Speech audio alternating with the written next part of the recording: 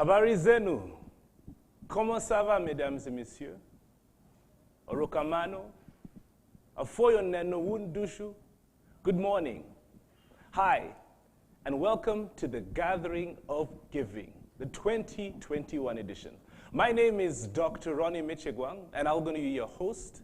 We're coming to you live from Dar es Salaam, from Nairobi, and from Kampala. And we're here to demystify philanthropy. What is it? What does it mean? And simply put, it means giving. And why are we giving? And what's the story behind giving? And we're extremely excited to have so many people. We've got people from all over East Africa to be able to share their stories about giving.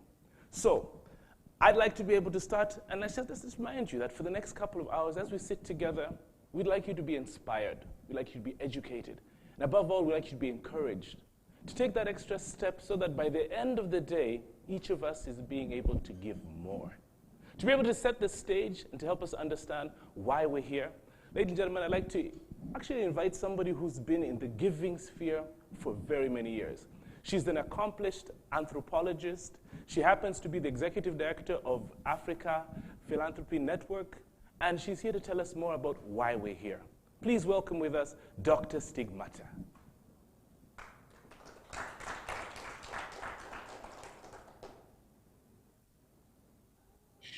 Hello, everyone. Hello, East African givers. Hello, givers from the continent and the globe. I salute you. And habari zenu. As introduced, my name is Stigmata Tenga, the Executive Director of Africa Philanthropy Network. And the Africa Philanthropy involves financial and non-financial resources that can be tapped into when addressing any continental challenges. And just for everyone, our mission at the APN is to reclaim the power and elevate philanthropic cultures and practices. And this is a bold mission that is aiming to build a stronger philanthropy movement in Africa by Africans for Africa. On behalf of my colleagues and my partners and my members, APN members, I would like to welcome you all to the Gathering of Giver celebration. Today, we celebrate the philanthropic giving done by East Africans. Be inspired by the bigness, boldness, and the bravery within these givers to transform and bring positive change to their families, to their households, to their communities, to the nation, and eventually to this beautiful continent. We celebrate the culture of giving and wish to connect givers and the giving practices to grow a philanthropy movement in East Africa. As African giver, I attend this celebration with bigness, boldness, and braveness because I'm surrounded by my peers. All Africans give, and Africans have long entrenched traditions of giving, rooted in a notion of solidarity and trust. In spaces where people have been marginalized by the state or any other external actor, these individual or pooled practices have helped to sustain livelihood. Recently, philanthropy support organizations like East Africa Philanthropy Network, Civisource, Foundation for Civil Society, and APN are putting forward a grounded narrative on the continent's resource flow, challenging the myth of a continent dependent on foreign aid, but instead reflect on a practice of engaged citizens actively in forging livelihoods through peer recording in progress and accessing the aid to fill the gap, which when it is made accessible. There are giving practices which include, amongst others, assets and labor pooling for production and infrastructure, capital formation, rotation and savings and credit societies, church and mosque funds, barrier society, self-help groups, providing a range of vital safety nets, political, economic, and social functions it is in these types of mechanisms that the real value and potential of Africa philanthropy can be found. Embedded in our lives is this rich fountain of giving that does not get to be celebrated, but we need to get to the heart of it. Where are the stories about individual giving? What is our story around community philanthropy? This is something that East African givers can take ownership of, because there are so many stories to tell. Philanthropy, giving, and Africa identity are inseparable. We have proverbs and sayings in all traditions, cultures, and languages that speaks to an act of giving and the heart that gives. Again, I want to acknowledge the organizers and commend this partnership between East Africa Philanthropy Network, Foundation for Civil Society, and APN, and a very effective coordination of Civil Society Africa in making this important celebration a reality. Movement building requires time and patience. We will contribute to engaging different voices to be part of this ongoing effort towards a stronger philanthropy movement in East Africa. So this is not a one-off event. Stay tuned. You'll be hearing many exciting stories of givers today. Be inspired and make a decision to join the philanthropy movement in East Africa. Kutoa ni moyo, omutima omugabi, chiwo eni hiro margato. Think about these proverbs and any other in your own language and be inspired by it. Much love and prayers, keep safe, and thank you for listening.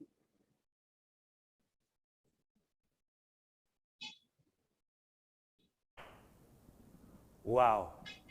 Thank you so much, Dr. Stigbata. And you see, that sets the stage for being big, being bold, and being brave. So what's your story? What have you done in your community?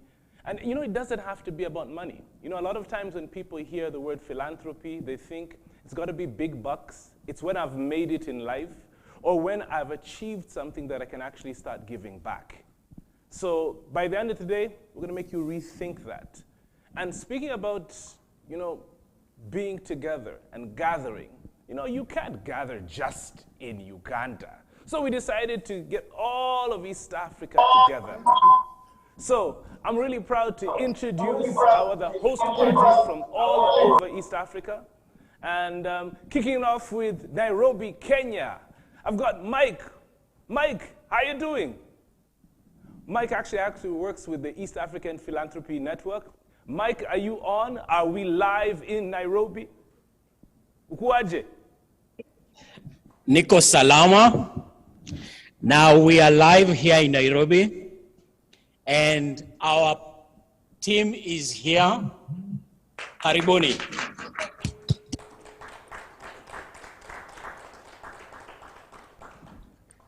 Karibu sana, it's good to have you, good to have you. And you know, they say 3 is a crowd, but it's also company. So all the way from Tanzania, I'd like to welcome my man, Daniel. Daniel, are you in? Okay. Daniel Haule and the team from TZ should be online in the next couple of seconds. Yes, doctor. Sema, uko poa? How are you doing? Niko poa, how are you? I'm good. Yes, I'm here with the team. We are all here. Yeah. Karibu sana, it's good to have the entire team. Waves, spread the love. Spread the love, waves, please. Yeah.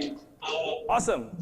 And you know, everybody says that East-West home is always the best. So it's my great pleasure to welcome you to the Pearl of Africa. This is where I say I'm a son of the soil from. Let's say a big hello to everybody from the Sheraton Live. Let's say hi to Team Uganda. Wait a second. You can't just scream like cameras catch people, man. We need evidence. Huh? So somebody show us that. Could think it was just. All right, everybody, give a big round of hello. Cut the cameras. That's it. Awesome. So that is what we call a real giving, actually gathering of giving. And you see, the stories are going to start coming in. So I thought to myself, what would be the best story? And I think the best story to kick off something like this is something that touches each of us. And you know, when you're born, you know, you've got these different stages that you go through. And you're extremely, you know, you're young, you're fragile. And those are the points when you need the most amount of love and care. And imagine if you are brought into a world and nobody cares for you.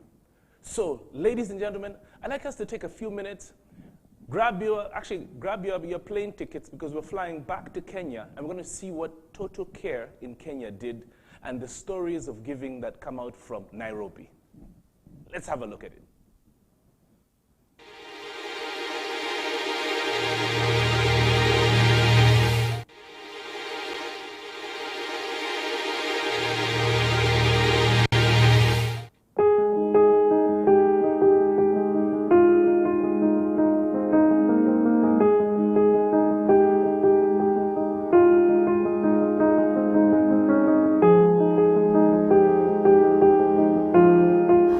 Lucy Wambweke Gutha, and I'm from Total Care Box, and this is our giving story. The Total Care Box story started in 2011. I was interning as a public health researcher for University of Sheffield when I was pursuing my master's in public health, and I happened to work in West Pokot, a very dry, arid, and a needy, marginalized place. And so I was conducting a study on how caregivers identify and manage illnesses in children under the age of 5. So the main interviewers were obviously mothers or carers of newborns, and we went really deep into the villages. And there's one village, it was Marriage Village, and I happened to interview this lady who had 5 children. Her last one was about a week old, and you could tell that they hadn't even had much to eat that day. Literally living in a manyata, kids barely have clothes. You could tell she was still bleeding from her pregnancy, and having signed ethical forms saying I will not give any incentives to bias my research, I left there with a tug in my heart. I kept on wondering what more could I do for this lady. So fast forward, finished, came back home, and worked for a while, volunteership, but eventually being at home one of these jobless days, depressed, I stumbled upon an article on Facebook that said, "Why finish baby sleep in card boxes?" And yeah, it was an article that literally changed my life, and I felt it moved me, because it stated that obviously, with a simple box, Finland currently has the lowest deaths in moms and newborns. So did you know that 17 women die every day in Kenya during childbirth?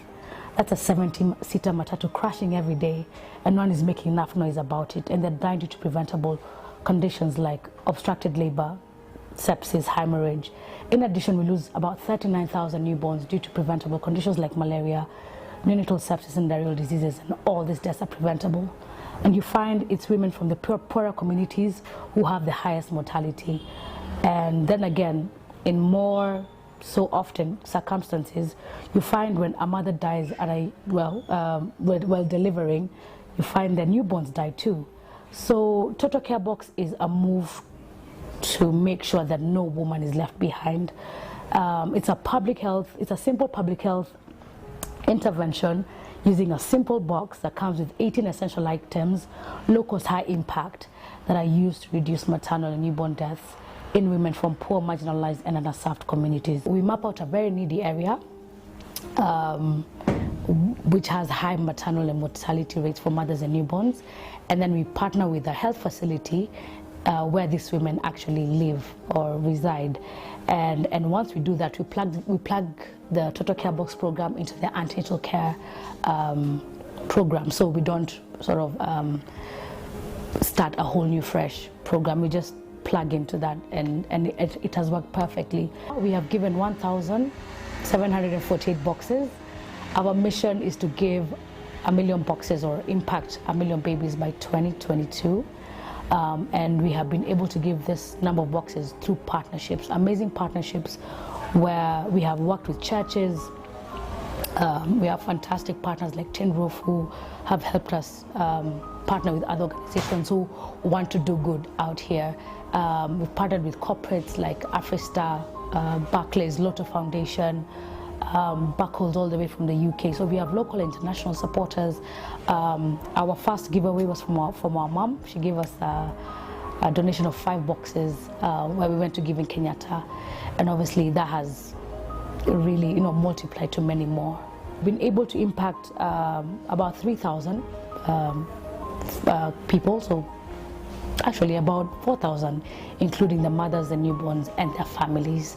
And we worked in 3 communities, and we hope to expand to other counties, which we have gone to other counties with partners, but yes, and we want to cross borders with a life-saving Total Care Box. One of our biggest impact stories is there's a lady called Rebecca who was obviously full-term in her pregnancy, and she went to work and was laid off, and she went at home and she found a huge padlock in her home, and she was in labor at that time, and she had literally absolutely no money at all, and she went to Huru Park, and in that process of delivering, she went to the public toilet, because normally you pay 10 shillings, and at that moment all she had was her phone, and the attendant refused to take her phone, so she went under a tree and literally gave birth. And the story was on Twitter, and my team, Angela Kavila Kwinga, our operations,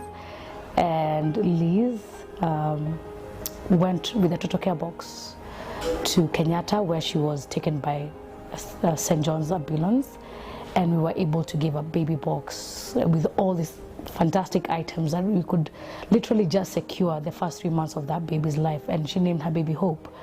And through that, a lot of people just came in. There was still a mom as an organization who came and gave. A lady from Ngong offered a place to stay for a whole year, and plus there were job offers. People just wanted to give back, and she got a lot of stuff. So I just want to encourage anyone who wants to give back, or start giving back, or having an organization that wants to give back, is that just start small. Get a team who believe in your vision, in what you want to achieve, in your mission. Pray, ask for guidance from God, and also just be relentless. It can get really hard, but you can do it, and we are here to help. You can come to Total Care Box, get inspiration.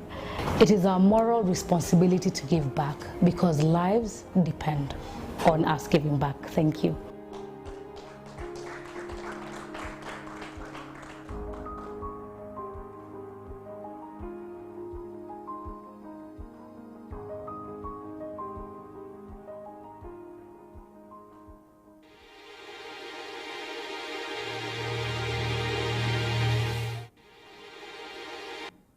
All right, now that is what we call a touching story.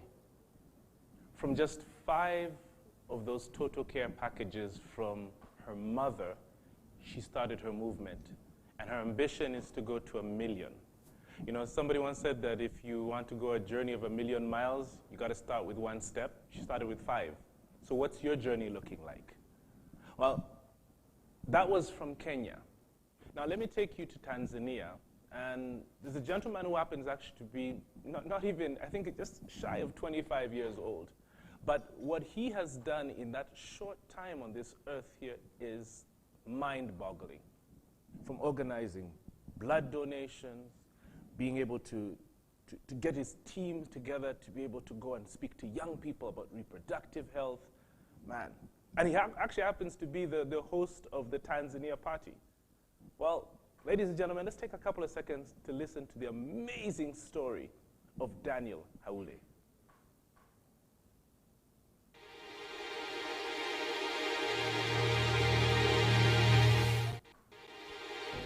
Hello, East Africa. It's my pleasure speaking to all of you today. My name is Daniel Haule, a philanthropy consultant at the Foundation for Civil Society, which is an independent Tanzanian non-profit organization which provides grants and capacity development services in Tanzania. I have been engaging fully in philanthropy activities since the time I was in my advanced secondary school. I studied at Kisimiyo Secondary School in Arusha, whereas at the age of 20, I was the chairperson of a FEMA club.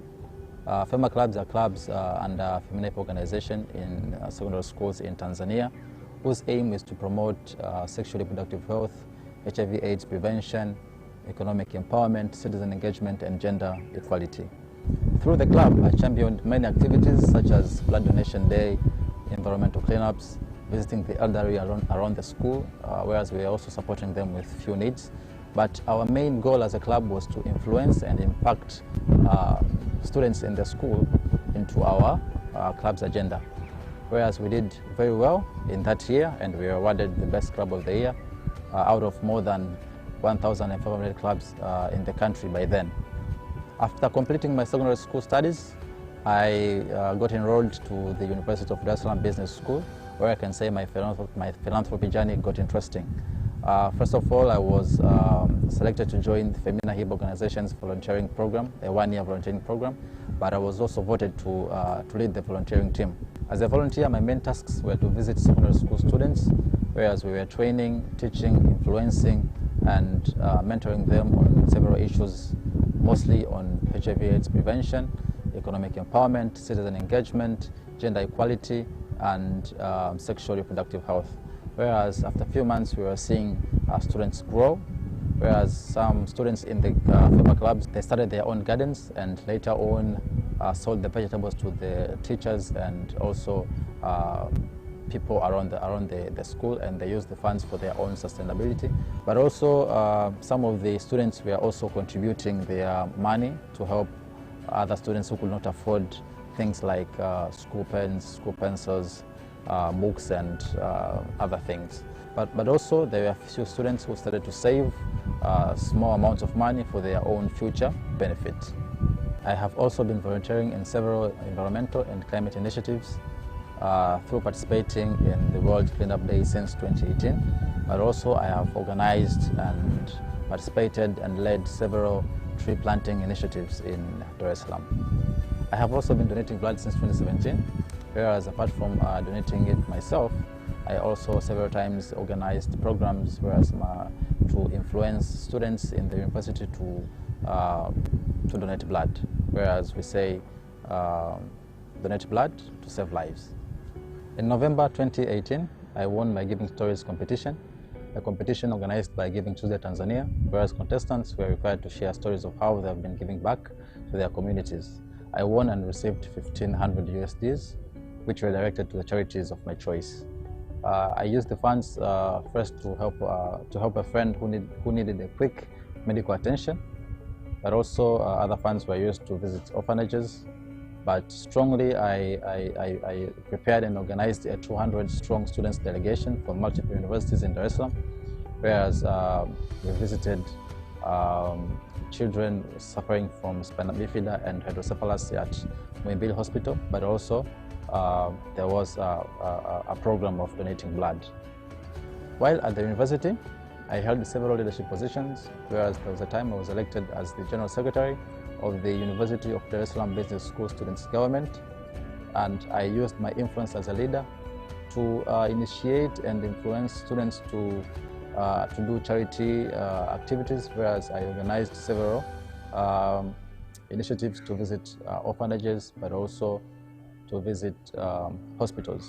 My biggest challenge that I encountered was balancing between volunteering activities and my studies in the university. Without forgetting, I was also a leader. There was a time my friends were asking, how was I able to manage that? But I had my own scheduled timetables that were helping me to plan and execute my tasks effectively.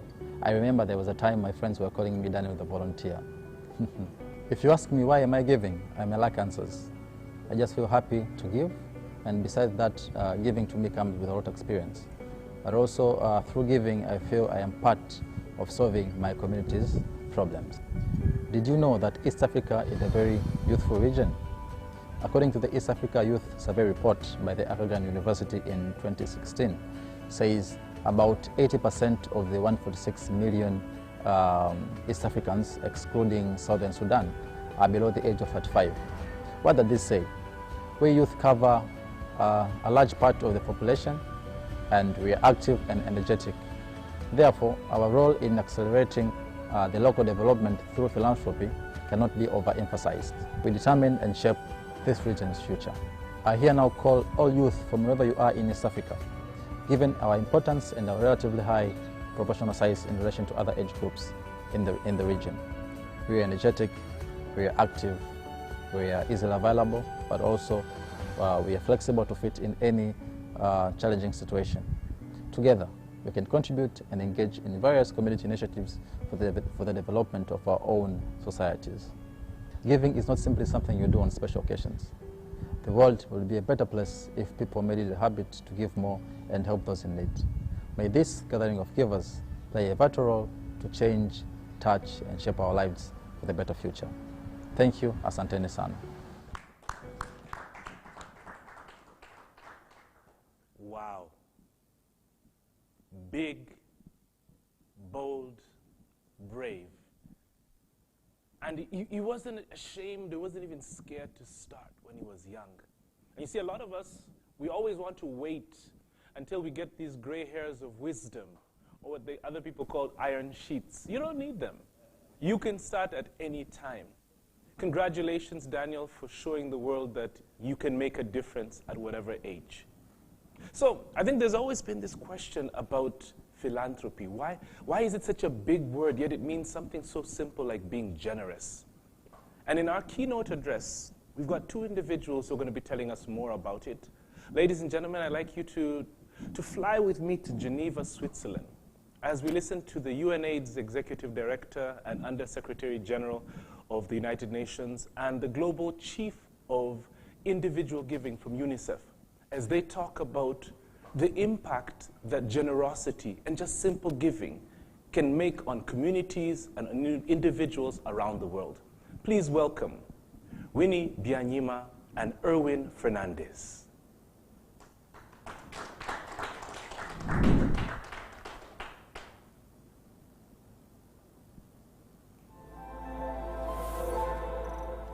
We want to talk about Southern philanthropy, philanthropy in the South.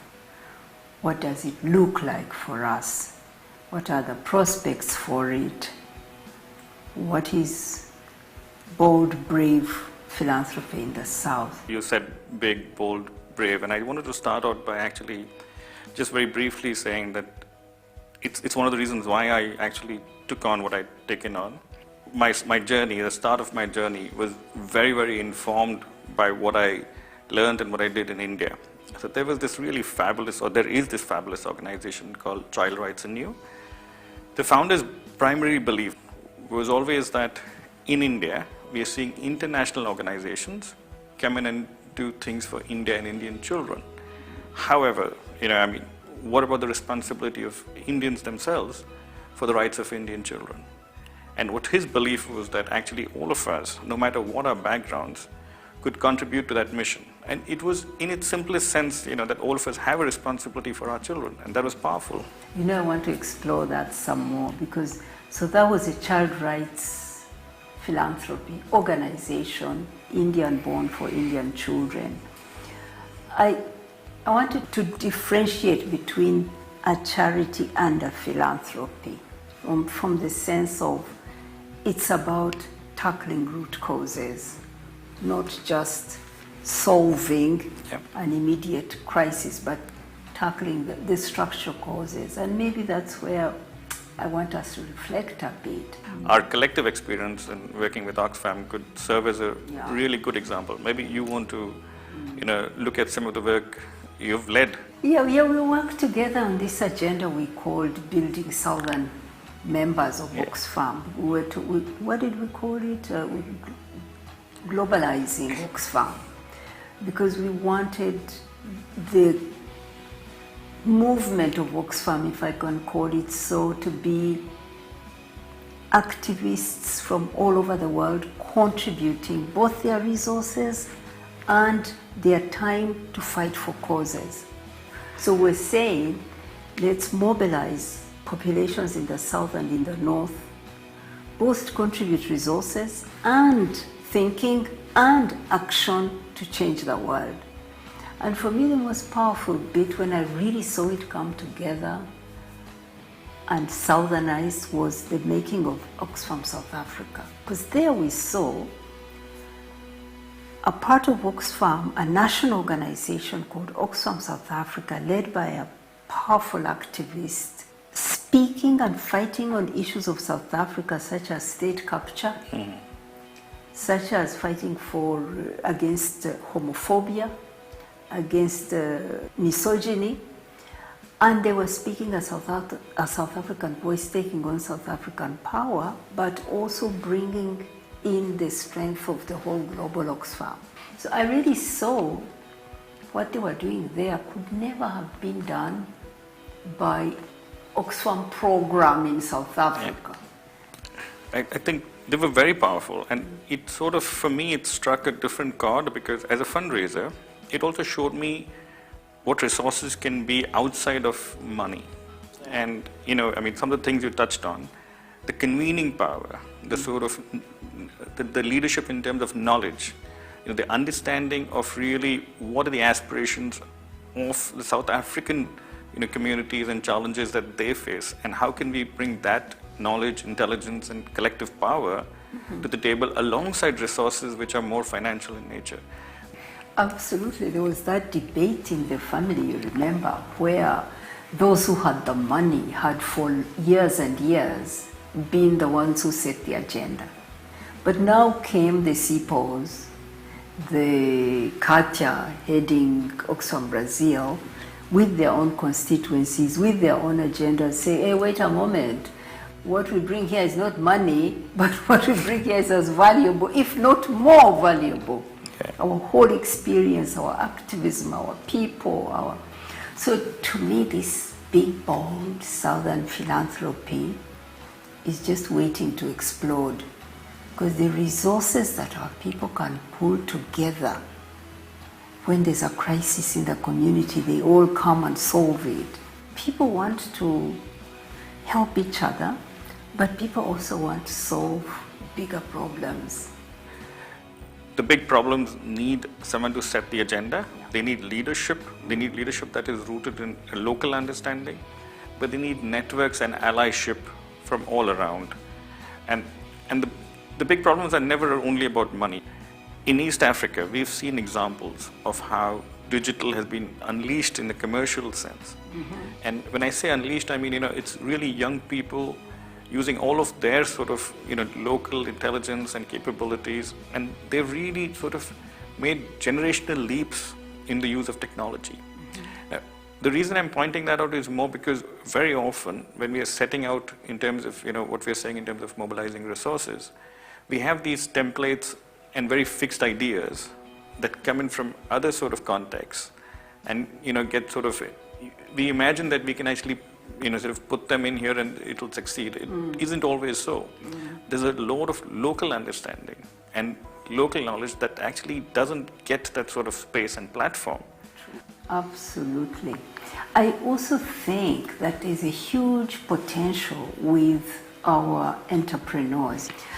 We have business people who want to distinguish themselves as giving back to communities, as being part of nation building. I think what we need is to close a loop there. These are purpose-driven businesses. They want to make a purpose-driven business, but often they don't have the understanding of how, say, poverty is experienced.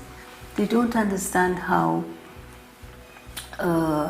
gendered oppression happens, how a girl suffers because of gender inequalities.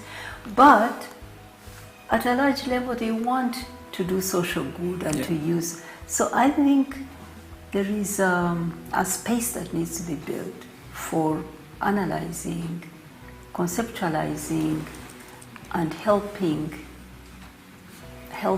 entrepreneurs to get into the space of giving back more strategically.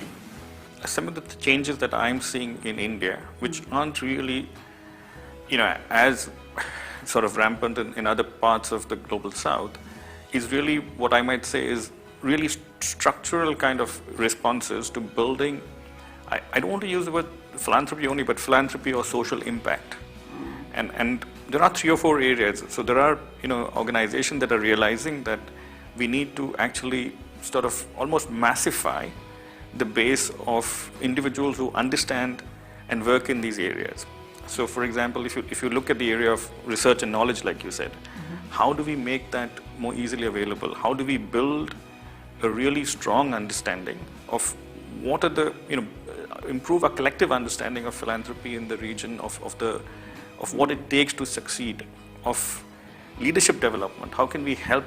You were speaking of the billionaires and the philanthropists themselves, but what about the people who need to tell them those stories and to bring that understanding to the table so that they can actually, build partnerships with them?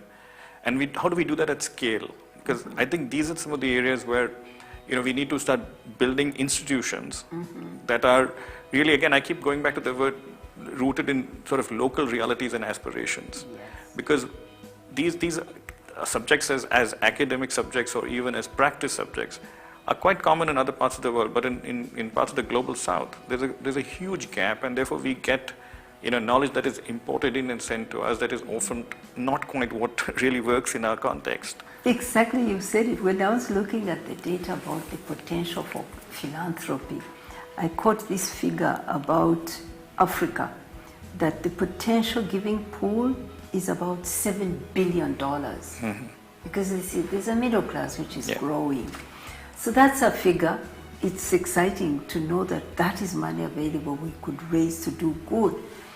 But what I think is more powerful indeed is what you said. The stories from communities about how people have always and are all the time coming together to solve problems, putting their money, their assets, their time, and contributing to causes.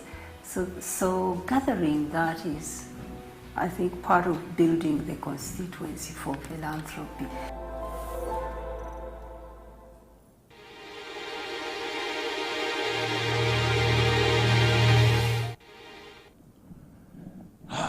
Amazing. Yesterday we spoke with the team and we said that there are so many other adjectives that you can use, but this one here, it just summarized everything. If you look at the amount of money, the amount of resources that are available but are not being tapped into, because each of us as individuals are not feeling that we are driven enough, motivated enough to give. And I think something that I think it was Erwin, he mentioned something about how communities are being touched and people are telling stories. It made me want to speak to an individual who in Uganda actually started up a movement. I think it was quite a number of years ago, and when we used to listen to it, we thought, hey, okay, this is not bad. But you're empathizing and you're speaking to the average individual, Omuntu wa wansi. So ladies and gentlemen, it's my pleasure to introduce a close friend of mine, a brother, confidante, Andrew Chamagero. Good to see you, Mitch. Awesome to see you. Great to have you here. How are you doing? I'm fine, and I'm grateful that we're alive. Whoever is watching us around East Africa, we should be thankful for the gift of life, that we're alive. Amen. A couple of people are dead, and we should be grateful for every breath. Amen. Amen. Yeah. And I'll tell you what, before you dive into the story of Omuntu wa wansi, I'd like to know, so what were your sentiments about the keynote speech? Well, I think it brings a lot of context to the real issues we're traveling with every day as Africans. But again, it gives us a challenge on how best we can change the storyline. It's entirely on us. If you go to a particular level, it's your job to send the elevator back down and you make sure that things are fine. Because if you don't, when it gets worse at the top, you'll be all alone. Find it back down. It's true. Very true. Yeah, so I think it brings a lot of context to what we should be doing as Africans. But again, taking charge of our storylines. That's the biggest thing I'm looking at there. And when it comes to storylines, I don't think there's anybody better who resonates with the man on the ground, the Muntu Wawansi, than you. So what's the story with the Muntu Wawansi? How did it start? Why did you start it? And what's your motivation? What's your drive? Okay. For starters, I come from should I call it a middle class family. My grandfather was Omwami, was George Temanju, and while I was growing up, I used to empathize a lot with our maid. And my dad never spoke to our maid, and it kept disturbing me. And I asked him, and he never gave me critical answers, but I realized that the maid actually played a key role in my life when he was away. When I traveled around the globe when I was studying and then came back to Uganda, I realized that even us in our daily life, we never pay attention to these people because they come from humble backgrounds too. We take them of lesser value because we can pay them.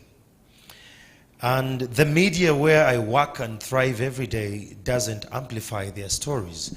The media storylines will always carry them when it is sentimental or when it's emotional.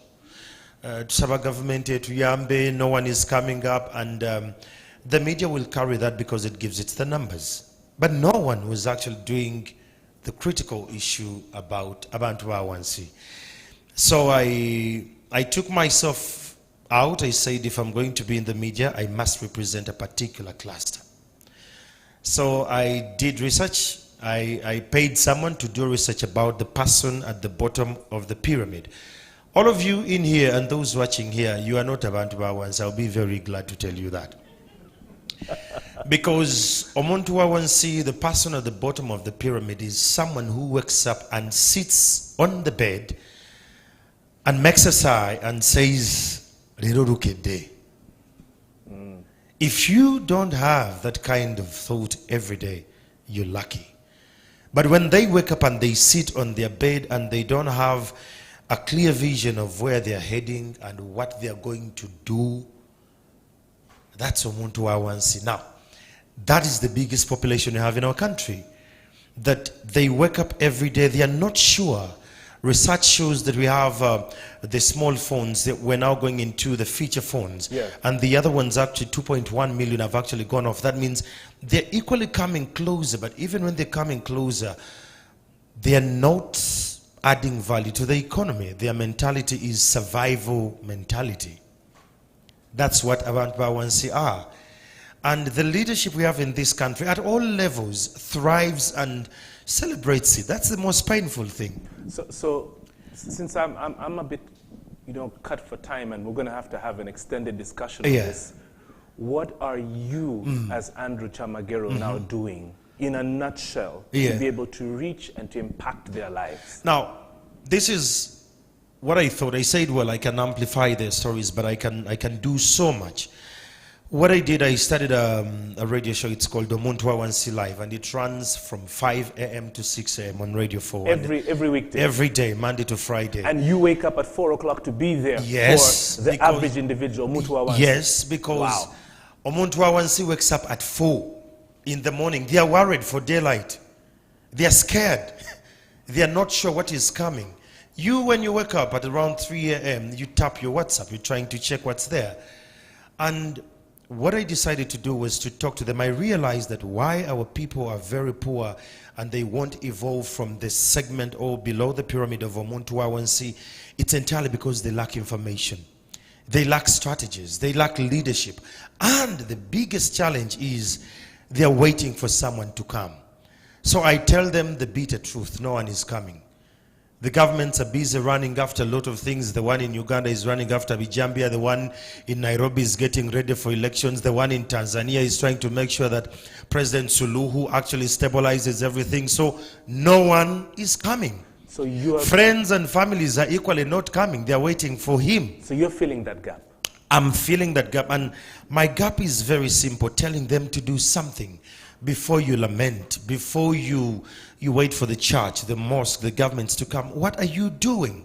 So until we take the leadership... Ladies and gentlemen, if I don't cut him off, he's going to continue talking for another 3 hours. Oh, this is what he does Come for a on. living. No, I love you, Andrew. I'm gonna take some time off, and we're gonna speak to the team and see if we can even have a side interview.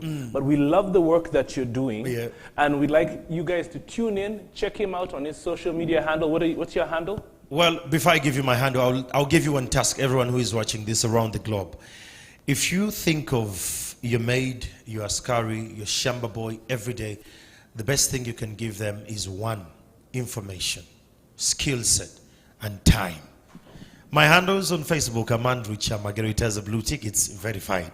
On Twitter, it's Chamagero Comrade, and on Instagram, it's Andrew Chamagero Comrade. I believe that we change our storylines, but do something. No one is coming. Wow. Ladies and gentlemen, Andrew Chamagero. Thank you so much.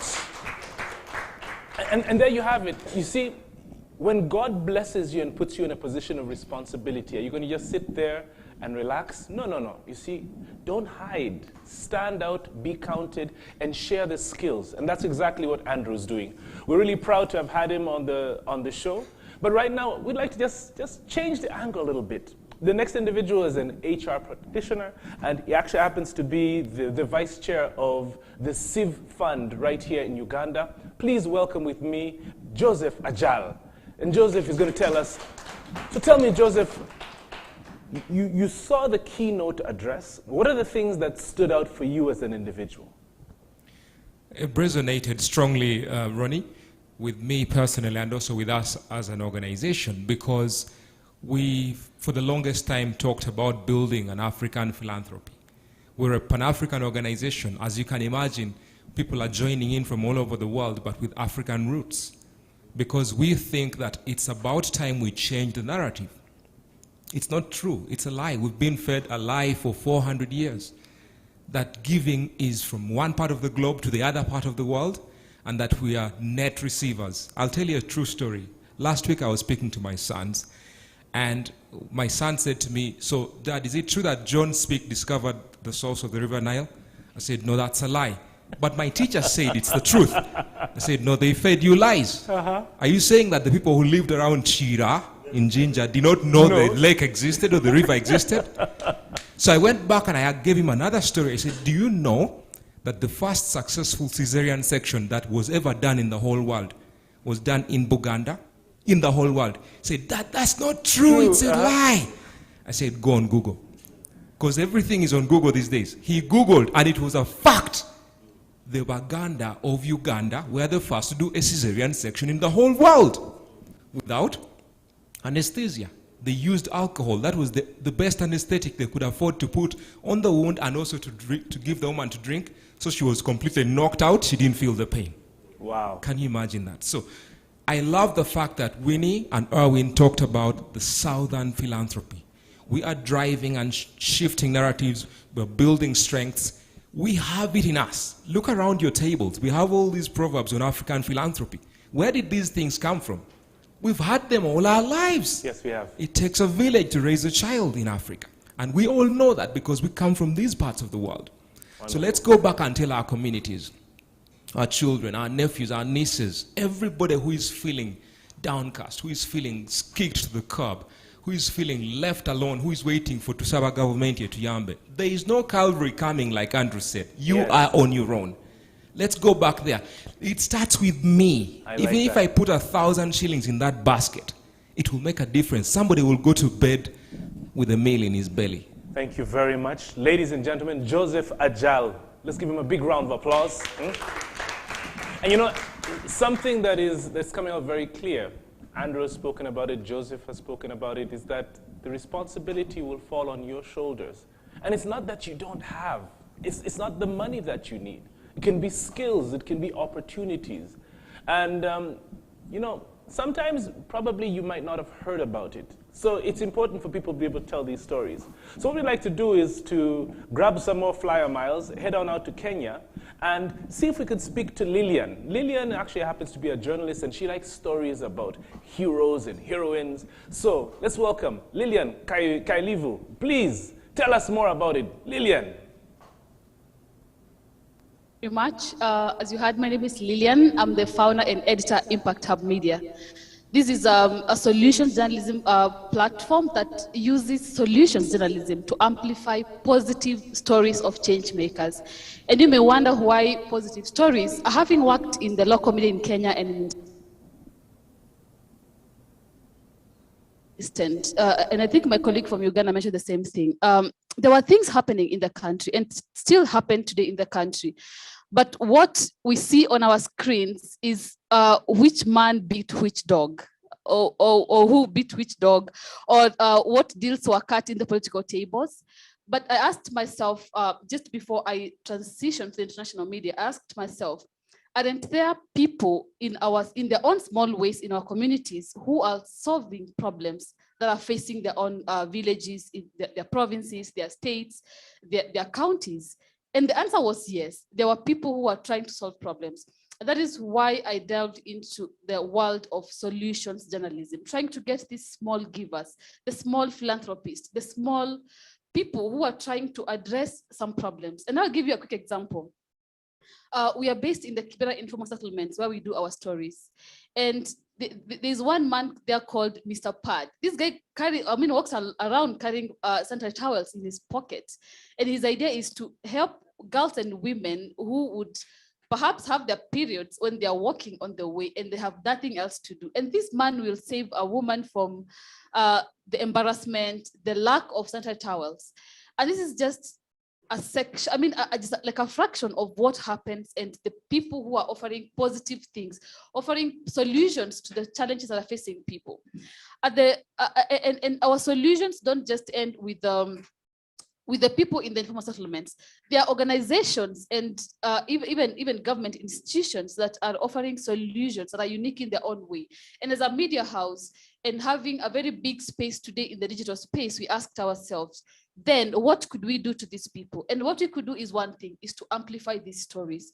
And just to conclude, where we amplify the stories of change makers is we believe if Dr. Mish in Uganda is doing something positive, and I highlight his story, then we get someone else from, let's say from Dar es Salaam or from Mwanza in Tanzania, then they'll be able to get matched. And that is the main idea of Impact Hub Media, is to bring together change makers, is to match change makers. So there is this person who has this need in country A, and then there's another person who is giving the solution in country B. And eventually you'll have matched a need and a solution giver. And that is basically what Impact Hub Media does. And we are happy to continue amplifying the stories of change makers because we believe the media has the power. Thank you. Back to you in studio. Amazing. Thank you so much, Lillian Kaivilu. She's a journalist, and as you can see, the passion that she has telling stories. And I'd like to say a very special thank you to Joseph and to our own storyteller, Andrew Chamagero. It's been awesome having all of you. Let's give them a huge round of applause, ladies and gentlemen.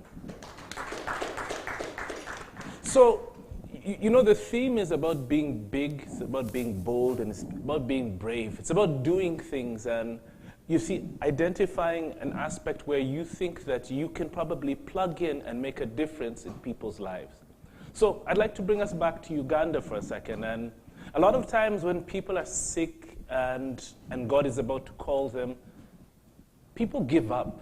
And I don't think that's right.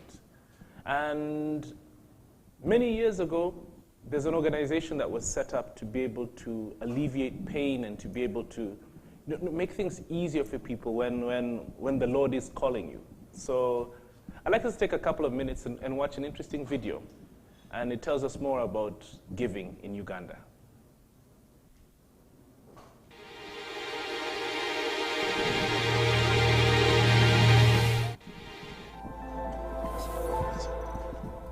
Every time I'm asked to speak about the starting of Hospice Africa Uganda, I'm humbled by Professor Dr. Anne Merriman. She is the one that started Hospice Africa Uganda, along with some friends of hers. And when she came to Uganda at that time, in 1993, Uganda was grappling with HIV/AIDS and its effects. That was the time before we got antiretrovirals. So we had the typical slim, and at that time it was so painful. We had cancers like Kaposi sarcoma, we had cancer cervix, we had all sorts of cancers at the time, mainly because of the depressed immunity, but also I think the disease itself was also causing other conditions like herpes zoster, which was very painful. So when Dr. Ann came and started this program, she went straight to Ministry of Health. And she always tells of the support she got from the Ministry of Health. We've seen a lot of giving from the Ugandans in terms of staff. Many have come to volunteer when they hear about the kind of patients that we look after. They volunteer time, they volunteer technical knowledge, expertise, materials. We've received adult diapers, we've received wheelchairs, we've received crutches, we've received so many things. Others have said, let me take this patient to my home and look after them. It's true that a very big bit of our budget came from outside Uganda. A lot of donations from outside Uganda. Up to about 2015, when one of our biggest grants ended. But from 2015 up to now, we've seen more and more and more of Ugandans raise funds for hospice. I came to be ED at hospice in July 2019. And while I'm still studying the organization and having all these nice ideas, there's a lockdown in March 2020. It was hard. We are a team of about 74 in total, and we didn't take home salary the last 2 months of that financial year. We told our board members, we don't know what to do. And the patients kept calling. That lockdown was the hardest. This lockdown, I think we were prepared in a way because we had seen the previous one. Within this lockdown, our biggest challenge, of course, the whole COVID environment has made fundraising hard, very hard. So we've had to reach out to people and say, please, we have a very big budget, it's not working out, give us something.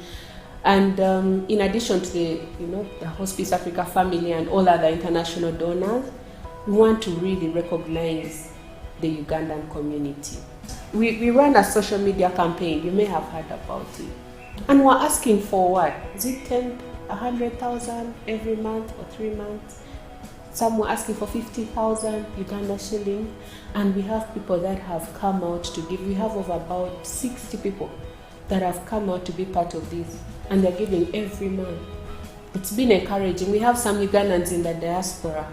They are giving every month, faithfully. So we've seen a lot of giving from different parts of this country.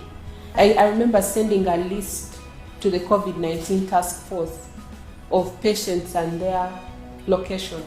And I was very happy to see that those locations actually got food delivered in those places. And I'm hoping and praying that our patients got something.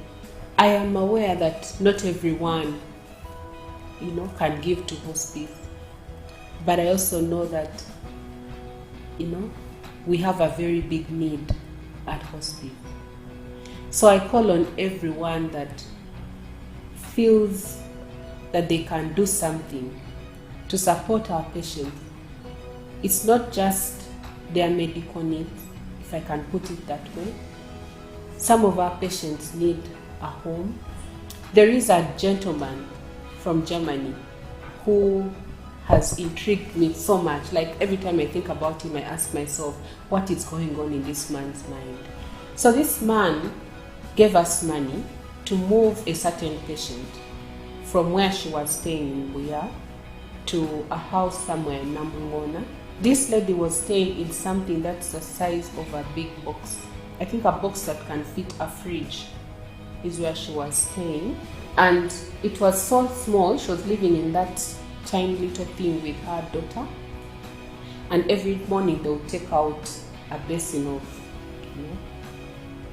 excreta. Yeah. So we found this lady, she was in so much pain from HIV, and we gave her painkillers, but we felt that we had not done enough with just our painkillers. This lady needed to move to a better environment with her daughter and pick up. She was literally lifted out of that house into the car and lifted from the car into the new settlement.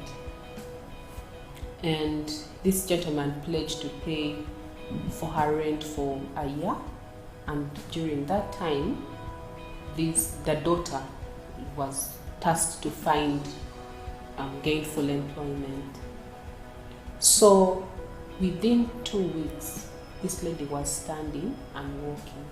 We didn't know that what God had in store for us was somebody who could walk, somebody who could be pain-free, and also start to get her own gainful employment. So that is what giving can do. This is someone given new hope. The death sentence is literally gone, and she's starting off on a new slate. So I urge people, look into your community and see what you can do. If you're unhappy with what your money is going to be used for, you have every right to investigate all these organizations that are benefiting from your giving and see, do they do the right thing? And if they do, then you can give to them.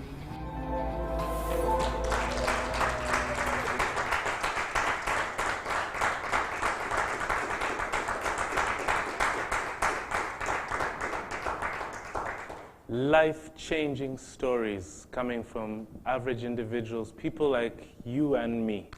So what's your story going to be?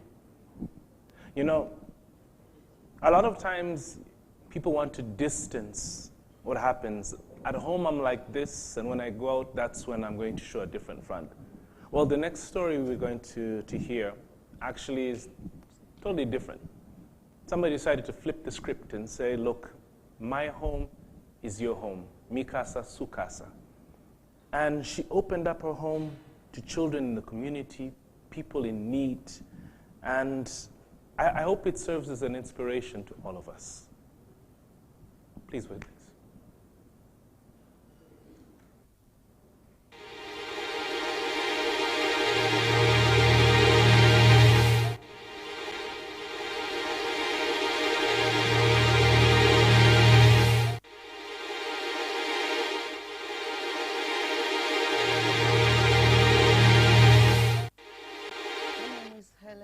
Bisimba. I am a lawyer, a teacher, and a human rights activist, if I may say so. Yeah, I live in Dar es Salaam, Tanzania. I have been giving because there were people who had given me. So when I was given, I felt so good because it changed my life somehow. So I also thought that I should give, if I can give, to help and change people's lives. I've been giving so different things. I've been giving money, I've been giving my time to help others. I've been giving, mostly I've been giving my experience, sharing to others, but mostly in giving, I've been giving even opportunities, and I've been giving people a place to stay.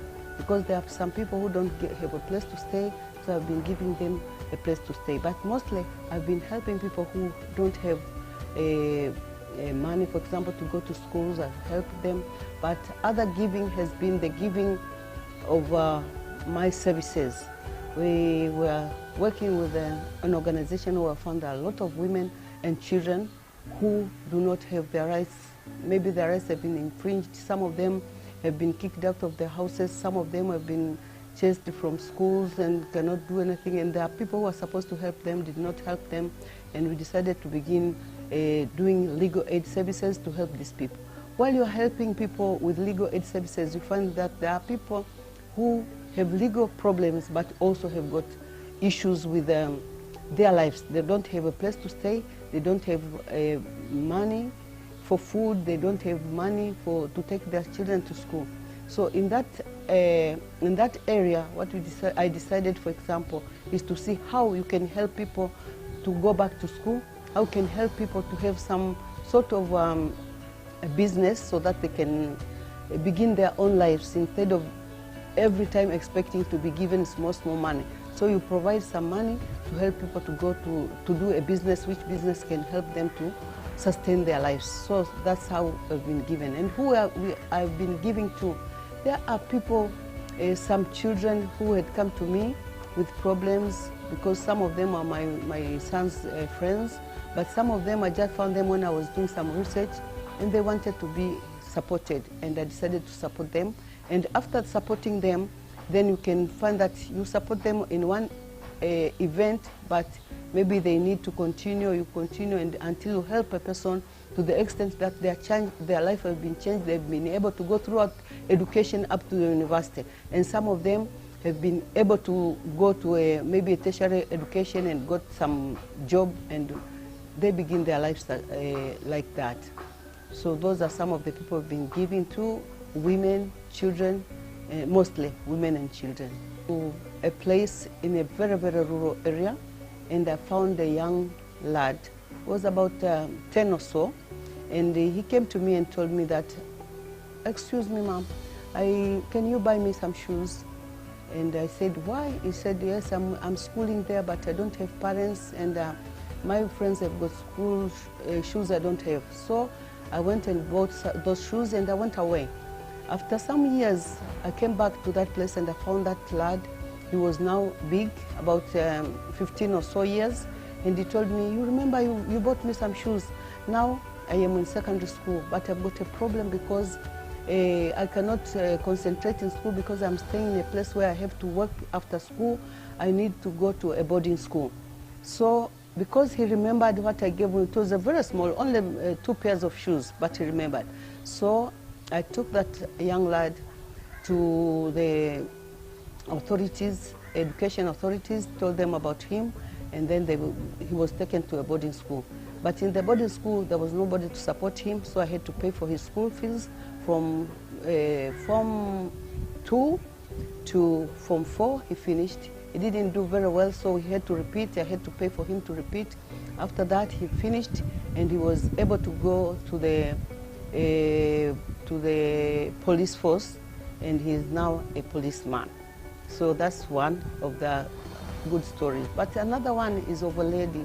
Also, she had a big problem because she was chased out of her marital house, and the husband did not give her anything, and he didn't want even to settle, and we tried to go to court, and after the court, he was supposed to be given part of the properties. He didn't give, but this lady was really having a big problem. What he did was to help her to get a place to stay, and then gave her some small money, which she used to begin a business.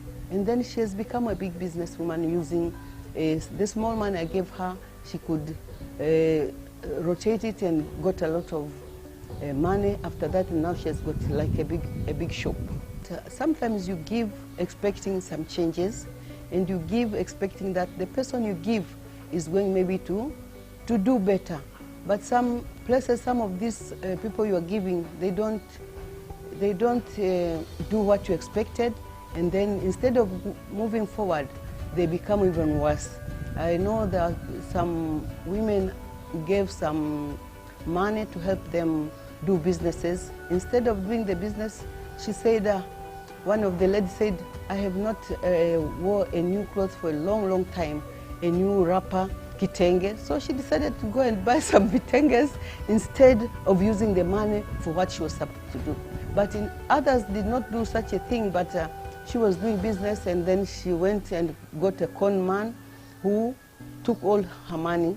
Instead of doing what she was supposed to do, the money was gone. So some of the things really disappoints, but that's how things come. And then sometimes you try to help them again without becoming angry with them, and see how you can support them. Or you support a child to go to school, and then he decides not to go. You have paid the school fees, he don't go to school. So those are some of the challenges which I've been facing. I think a small advice I have is that giving, there is no small giving. There are people who think that if you give, you have to have a lot to give. But people begin to give with the small you have, because giving is the heart. It's from your heart, it's not from what you have, but from your heart. So anybody who have got anything to give, with the heart of giving, they can give whatever they have. And when you give, you receive. When you receive, you get more. And when you get more, you can give more. So I think everybody should try to give, or to get the heart of giving, because there are people who need what you have, because you can think that what I have is small, but that small of yours can be bigger to another person. So I think we should continue to give, and please let us continue to give. Giving is a blessing. Thank you.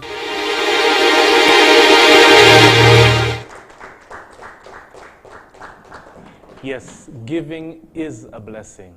And I like the fact that she says that when you give, more shall be given unto you. If you read the good book, that's what it says.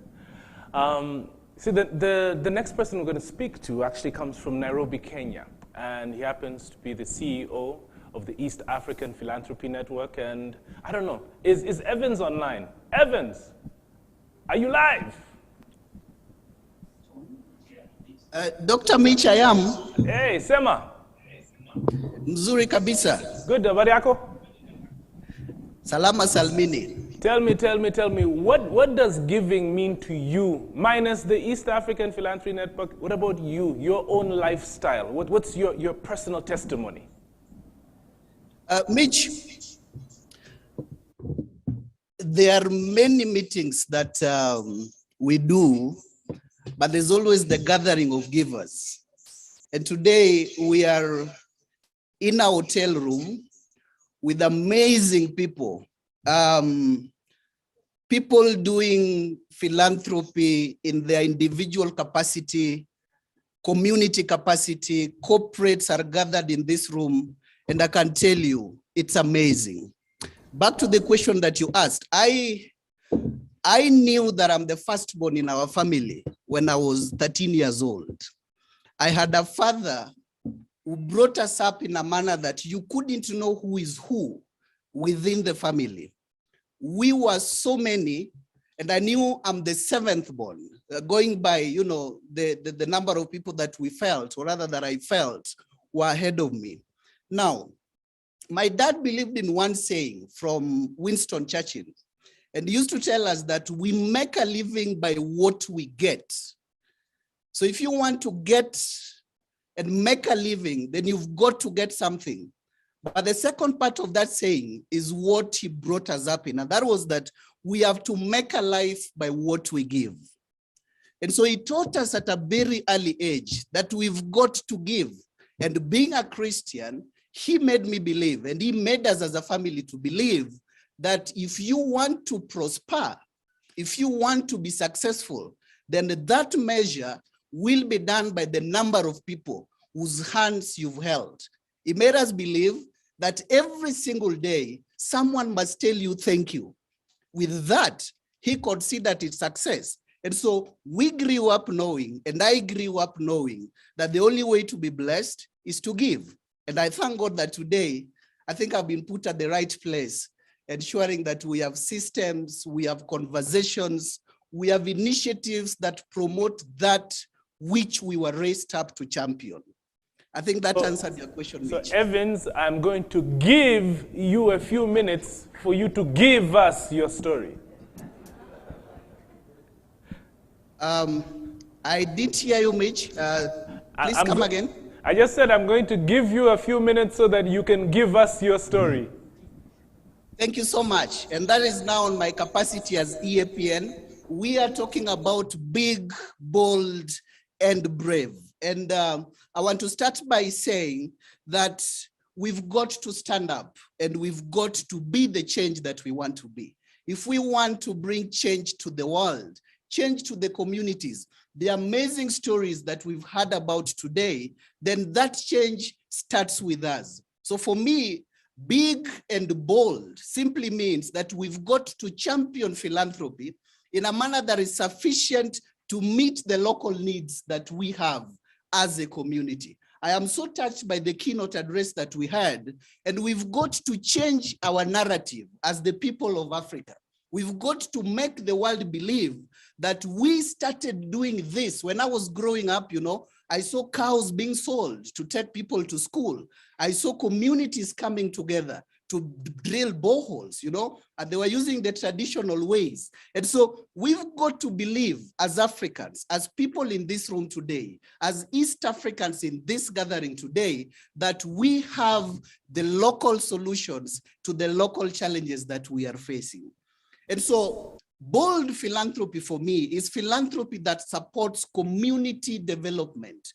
It's that philanthropy that enables us to come up with local innovations and invest in local systems that strengthen the giving that we are talking about. And I gave an example of my dad, and he had a system where the communities would really support and champion the agenda that he was driving, even though he never considered himself as a driver. For me, bold philanthropy is philanthropy that supports and scales up proven solutions, proven models, and builds on the innovative solutions that we pride ourselves in as philanthropy practitioners.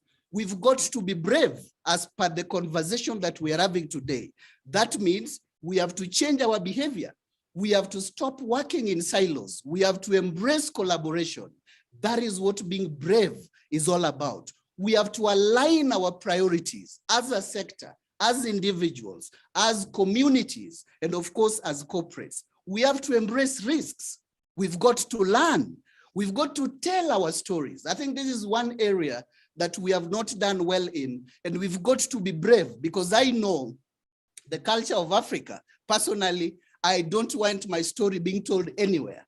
But a time has come for us to really ensure that we tell our stories as entities involved in philanthropy, because till then, the narrative will remain the same, that we are a receiving continent and we are unable to sort our challenges and the opportunities that we have. Being bold and brave for me is thinking out of the box. We've got to think out of the box. We've got to bring trust amongst us as communities. I'm being told time is up.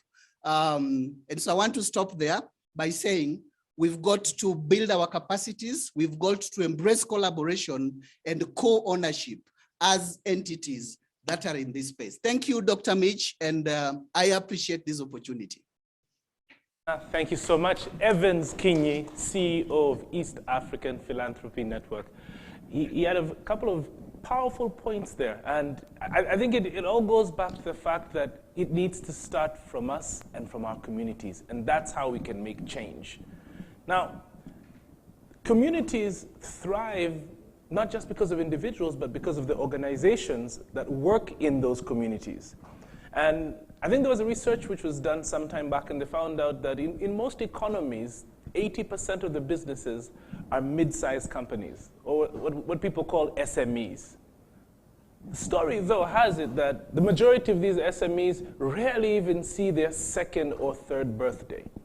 And the challenge is because the human resource, business structure, vision, or just even operational challenges. And you know, they just don't know how to get their businesses off the road, or they start well, and then they fumble along the way. One of our next stories is a story of giving from Uganda. And it's telling us about how one organization has changed thousands of businesses in the last couple of years, and they're yet to change many more. Have a look.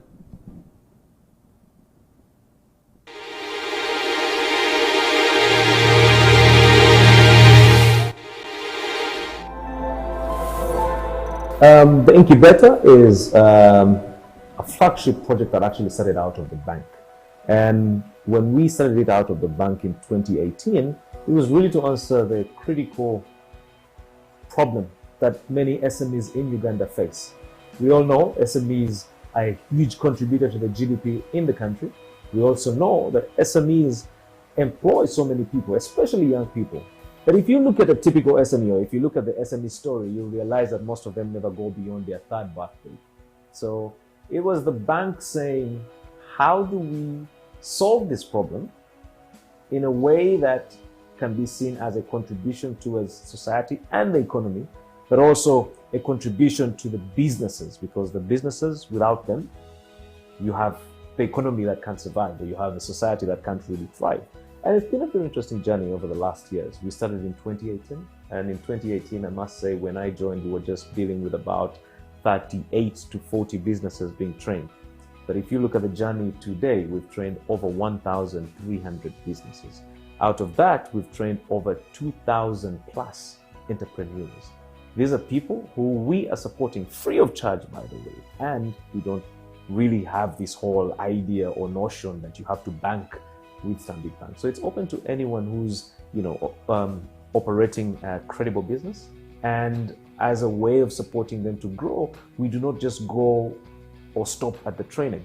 We go farther to support them on coaching, which is a very important part of their businesses. You'll realize that most businesses actually benefit more from the coaching process than the training itself. Although the training is a 3-month process, the coaching is a 9-month process.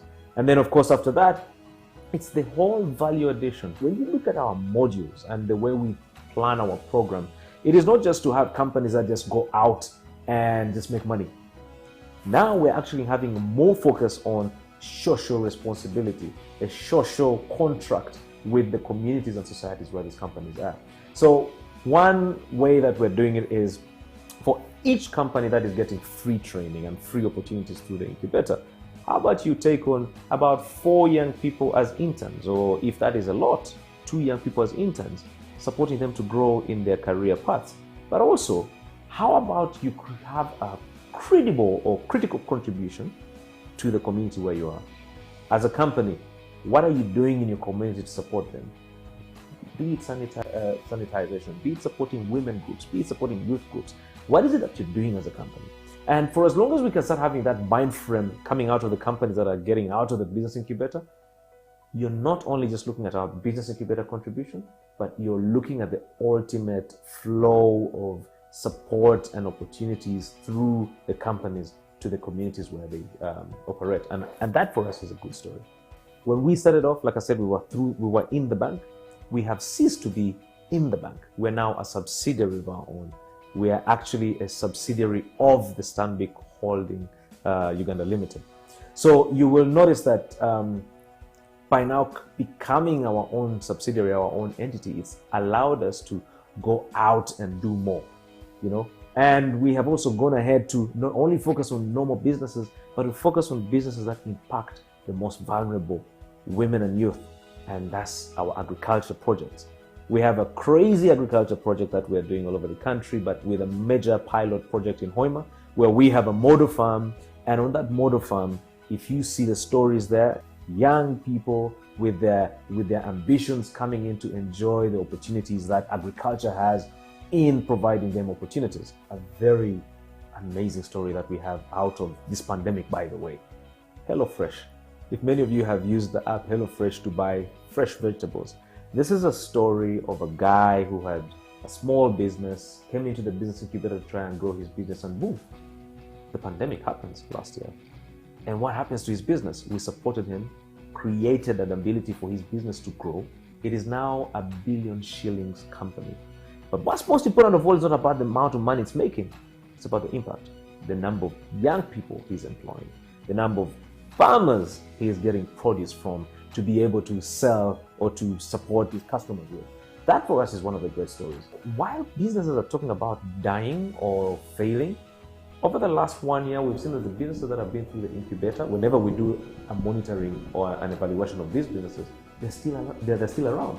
The rate of the ones still standing is very high as compared to many businesses that have never taken on such training or opportunities. We've supported Kenya, so we're doing this in Kenya, Tanzania, Malawi, Ethiopia, South Sudan. For us, this is a whole, it's a great endorsement of the work that we are doing, but also it's a great opportunity to really go on and share our story of growth with a lot of other people around the region. I always say, and this can also apply to individuals, do not seek success. Seek to be a person or an entity of value. If you want to create businesses that can last, create a business that is solving a problem, that is creating value. So for the companies, I think for me, when it comes to this whole idea of CSR, and again, coming back to shared value, is along the journey, can we create a conversation that has people at the core? You know, right now, if anything, people have become more important and more at the center of so many things, including companies.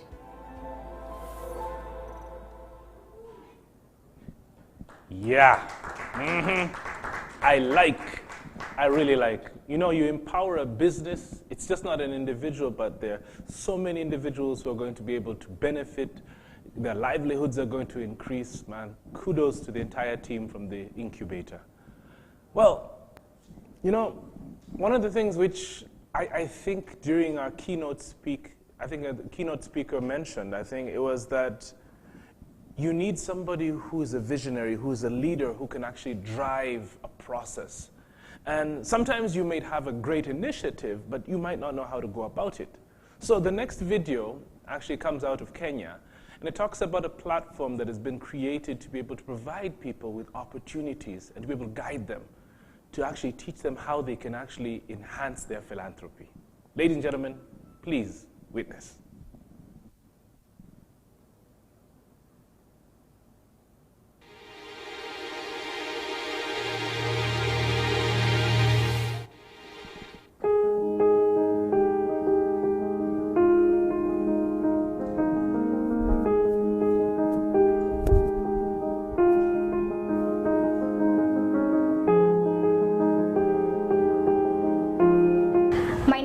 Mudhoka from Tin Roof Foundation, and this is our giving story. At Tin Roof, we create platforms and processes for people to drive philanthropy. That can be individuals, it can be corporates, churches, you name it. Whoever wants to give back, we can create a process for you. The reasons we started Tin Roof was to create opportunities for generosity to be expressed. And one of the ways that we do that is by providing an initiative called Simply Do Good, where we believe no matter who you are, where you're from, you are able to give back to your community in simple, impactful ways. Hi, my name is Beth Wanyoro from Simply Do Good Kenya, an initiative under Tin Roof Foundation. As a way to simply do good, we also offer opportunities to volunteers and young people who have the time and skills and they really have the heart to give back. We have one of our volunteers who came in as a very shy person, and he just wanted to do good and impact someone's life. But through the different opportunities that we get of giving out compliments during Bible studies, going out and playing with the kids during a tragedy that had occurred a while back, that gave him the confidence to speak to people, to interact with people outside his circle, and just opening his eyes to other ways of giving back. Through this, he has gotten experience in event planning.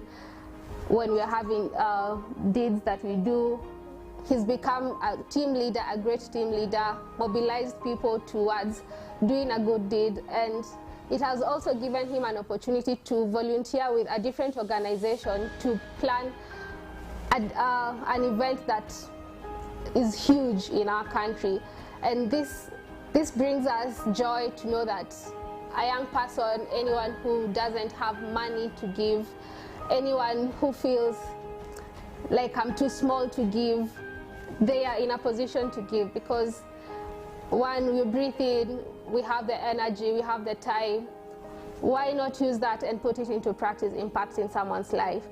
And it is not limited to age. We also have young kids, 3 of them, who've done marvelous things.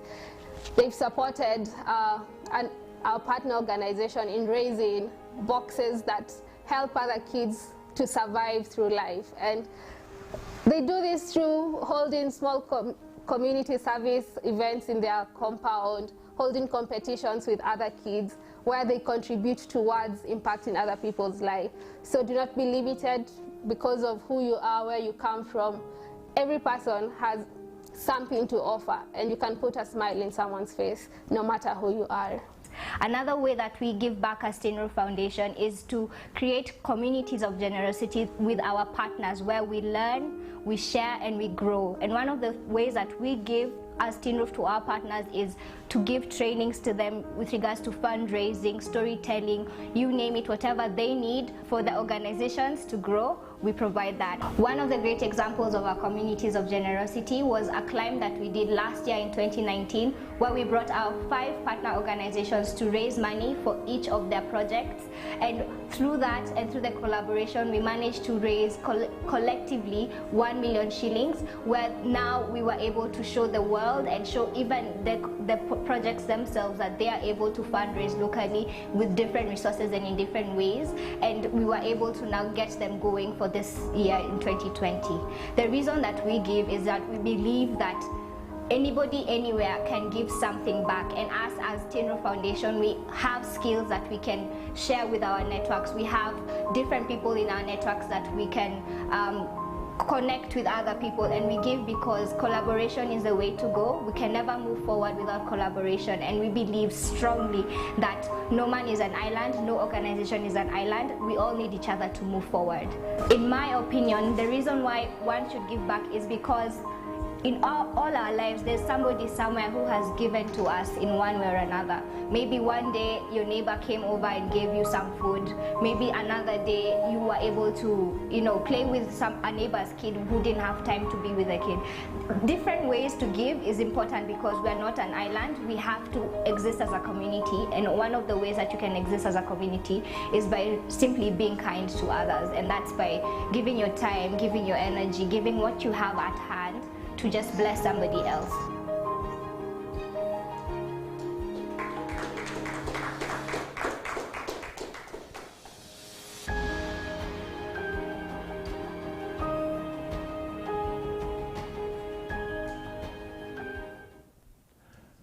Now, you know that moment when you feel all warm inside because you've just seen a really powerful video? Man, that's the kind of video that's been. Can you imagine how many people will be impacted by these stories? And I'm sure you have a story and you probably haven't told anyone about it. And you don't know how many people's lives it actually could change. So go ahead, take that step, give. It's all about being big, bold, and brave. And that's in giving, but imagine if I could be big, bold, and brave from an artistic standpoint. Let me introduce you to somebody. He's been an artist for so many years. He's a writer, visual artist, he's a painter, he's a wordsmith, and he's actually here on stage with me. Bright Intake. Let's give him a round of applause as Thank you. With all the stuff that you do, when do you have time to breathe really, Bright? Huh? This is a fire that burns within me that I wake up to every day. And I don't even have to think about the time. I just have to wake up to art, to this passion, to life, and follow this path. So what are you going to do for us today? What brings you here? Yeah, I would like to do for you a piece on the miracle of life on this September to remember. And I'm sure that you go be blessed. Life is a miracle. Do not let it slip you by. Open your heart each day and give of yourself beginning today. Tomorrow is not ours. We may not predict the future, nor change the past. All we have is the present that we must treat as our last. Use this moment wisely, for it will soon pass us by and be lost from us forever. So why not do the things that we dream about while the sun still shines? Pick a bouquet of flowers and show someone that we care. Be gracious to those to whom life has been unfair. For sometimes it's a heavy load on a rugged road. You see, the good things that we do will never be undone. Fire will never burn them. The wind will never blow them. Water cannot sweep them. Not even death can bury them. But the moments of life that we take for granted could have been our springboards in life. And we may never have another chance, not even on bended knees. But if we keep doing these good things, come rain, follow sunshine, no matter where we roam, we will never feel alone. For our labor of love is never in vain. Thank you.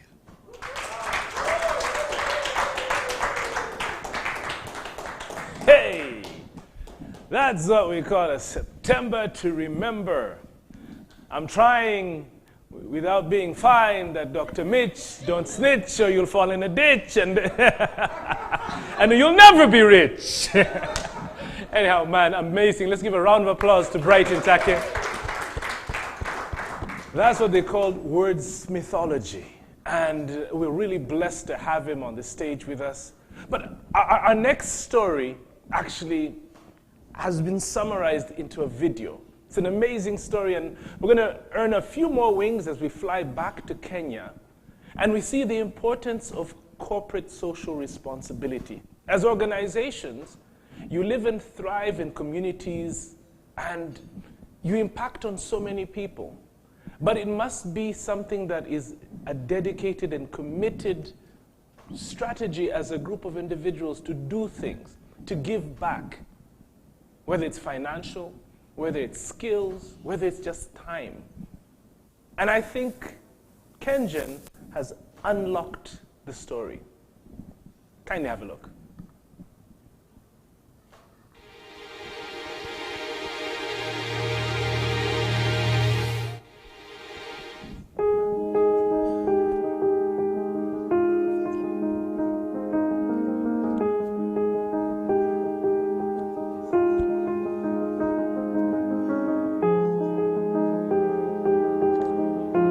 My name is Esther Kamara from KenGen Foundation, and this is our giving story.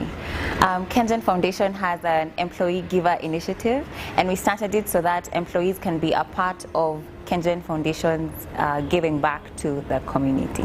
To become a KenGen employee giver, what happens is you sign up and you can either decide to give of your time, your skills, or in terms of monetary. So there's usually a form that we take people through, and they choose what they want to give back in, and also the different aspects in terms of environment or education or water and sanitation. There are three different ways staff are involved in giving. There's monetary contribution, which is done through one-off contributions and monthly contributions that are normally done via checkoff. In terms of time and skills, staff are involved through provision of expertise and volunteering their time in undertaking the foundation's key projects. We do projects in environment, water and sanitation, and education. KenGen employees volunteer in education through becoming mentors for the students who are sponsored by KenGen Foundation. In environment, staff are involved in tree planting exercises, cleanups, and advocacy programs. In terms of water and sanitation, staff are also involved in carrying out water and sanitation projects in the various areas of operations where KenGen has installations. The employees, they do not need to give back through giving money in cash or in whatever forms, but they are paired up with students during mentorship program. This is whereby we gather the students together in a forum, then we pair them with the employees such that they are able to be guided in various ways, either career progression, they are about life skills, how can they can improve their life skills, issues with their self-esteem, because you find that the students who we sponsor are really from the needy backgrounds. So we find that it is good if we bring them all together so that we can build on their various aspects, not only the education alone, but on other ways. Apart from once we pay for them school fees, what else? Do we just leave them like that? We need to guide them on how to handle life issues. Yeah, so that is, I think, why we are passionate about this giving back. And I think when we become adults, when you give back, you feel joy. instead of you receiving. You feel joy when giving back, when you know that person, you've changed the society through that person. What inspires me most about being a giver is working with other givers. Through this, in our environmental pillar, we are able to plant trees in areas like Sondu in Western Region, Kipevu, in Takwel, where we have our Takwel station, and also Nairobi National Park. The concept of giving is having a sense of belonging. You belong to a certain community, whereby in Kengen, we belong to a giver initiative, whereby we all belong together as givers. For those who think they have too little to give, there's other ways of giving. You can give through your time and skills, and also through volunteering in projects that involve giving. I'd like to encourage other organizations to join the Kengen Foundation as a partner within the East African Philanthropic Network to promote the spirit of philanthropy and to encourage community development and community sustainable development across the country.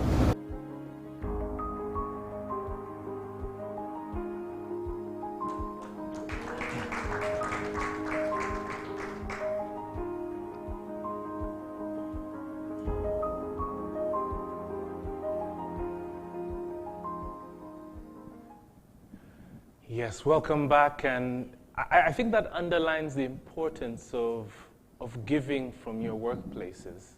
A lot of people, you know, I think they understate the importance of actually their work environment, because you spend thousands of hours every single year there. So why not change communities and change lives from the workplace? Our next video is one which is going to take us to Tanzania. And it talks about the challenges of health.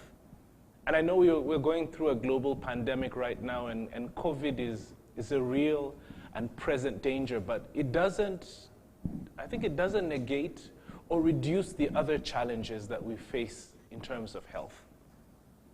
Have a look.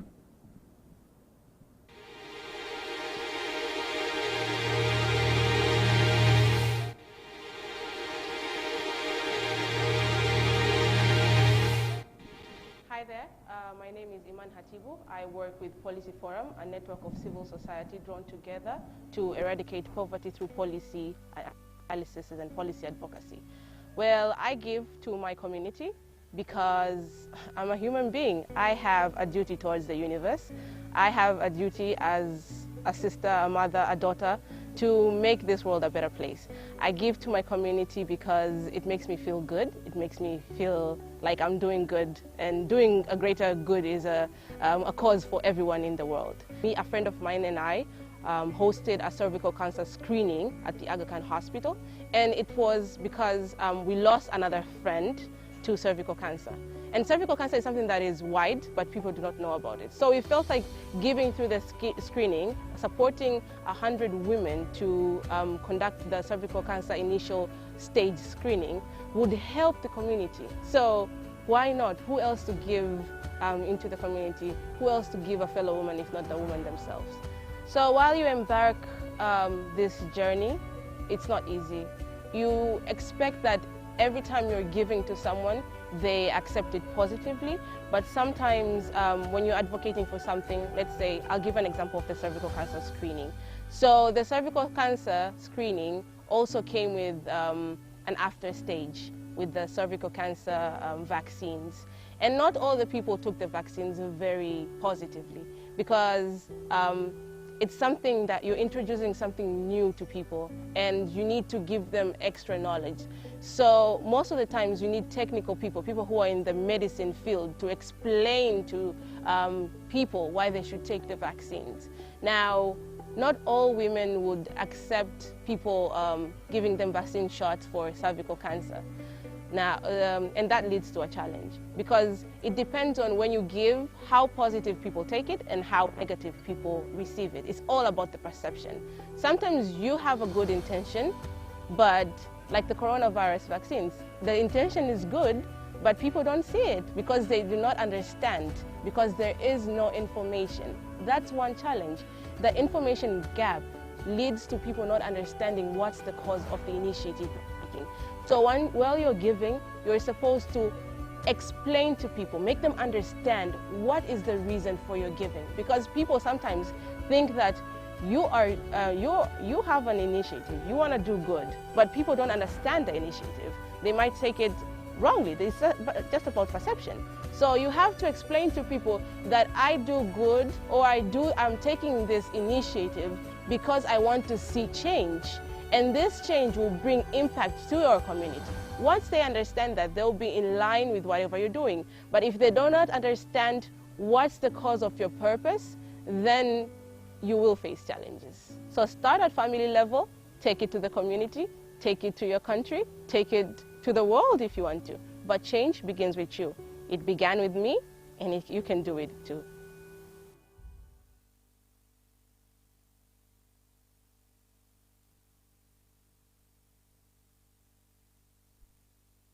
Actually work with you. I like that. It's really soft, it's really smooth, it's catchy. But I also like big, bold, and brave. Now, when you're thinking about a movement, you have to be able to express. You have to be able to have symbols. You have to be able to have an identity. And I'll give you an interesting story. I was speaking to my mom, and we have a project that we're doing. We're documenting the family tree, so we've been speaking to aunties and uncles and the rest. And one of the stories of giving, which till today is there, because I come from a very humble place in the USA, the United States of Apache. It's in northern Uganda.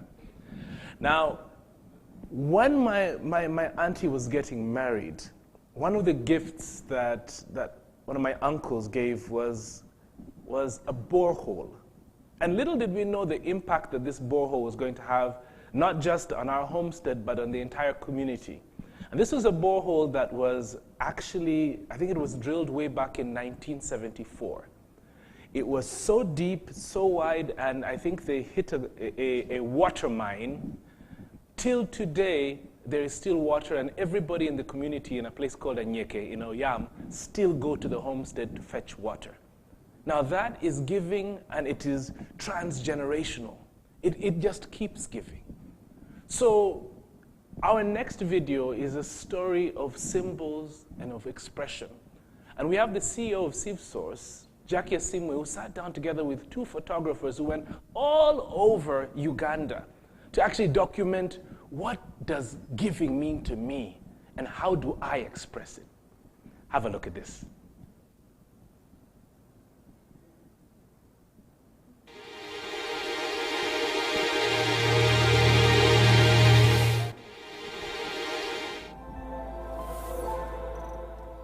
In 2020, SivSource Africa curated proverbs on giving and generosity from across Africa. We wanted to show that giving is part of who we are. It's not some new concept that was introduced to us by the West. We've always done giving, and part of the way we can know that is through our proverbs. After we compiled the proverbs, it led to the project that we did with Miriam and Jim Joel, which was a photography project in which they traversed this country and took pictures of symbols and expressions of generosity in Uganda. And so we're glad to have this conversation with them and glad to go behind the scenes with them to talk about what they saw, what they found, what they felt as they took these pictures across our country. So you're both very welcome. My name is Jim Joel. I'm a traveler. My traveling comes before my love for photography. And I love nature, I love culture that you find in traveling. My name is Watsemba Miriam. I'm a documentary photojournalist in Uganda. I'm very passionate about storytelling, and I believe that stories can be a very great avenue for driving change and development at all levels, local and global. So tell us, when you first received this concept note from SivSource Africa, you didn't know us. What were your thoughts? First thoughts, like all photographers, I went to the website and checked it out, and what I found on the website was something to do with philanthropy and giving, and I was amazed because I'd never seen an organization whose work is about giving and philanthropy. So it was a new concept for me, especially in terms of civil society, because I'd known giving to only be a thing that is in religious circles.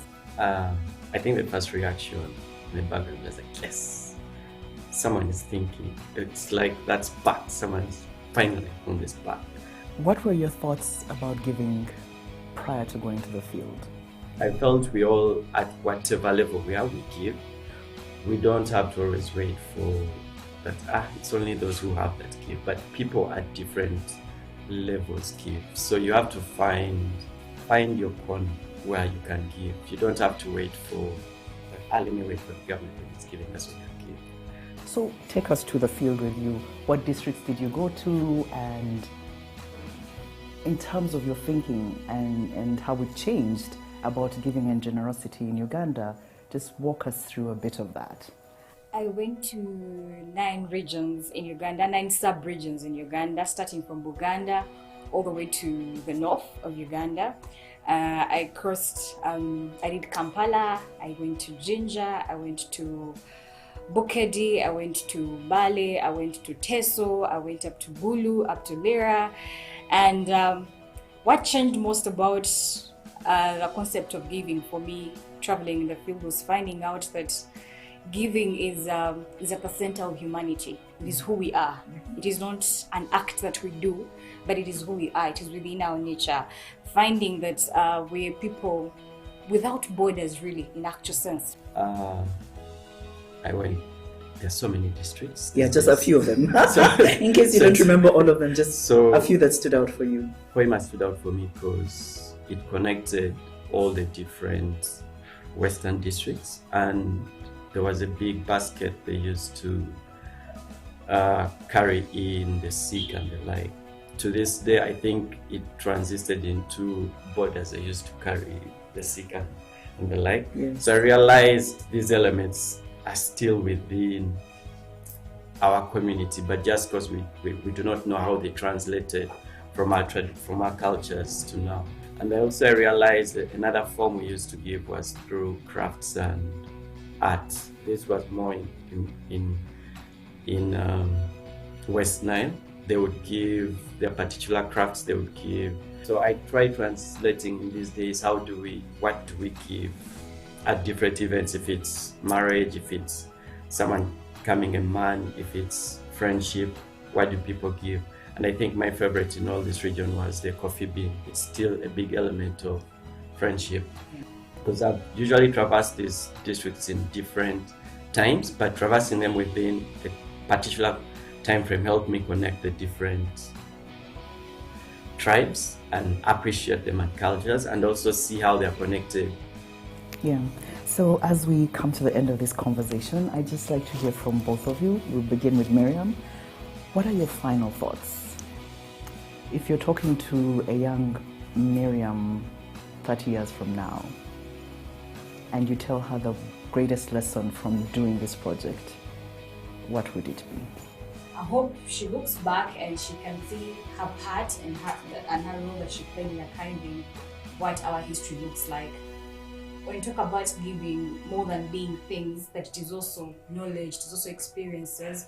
It's how they are passed on in our cultures as African. If I was to talk to the younger me 20 years ago, I would tell him, travel these places and understand people, understand yourself, understand your God. Go beyond the city.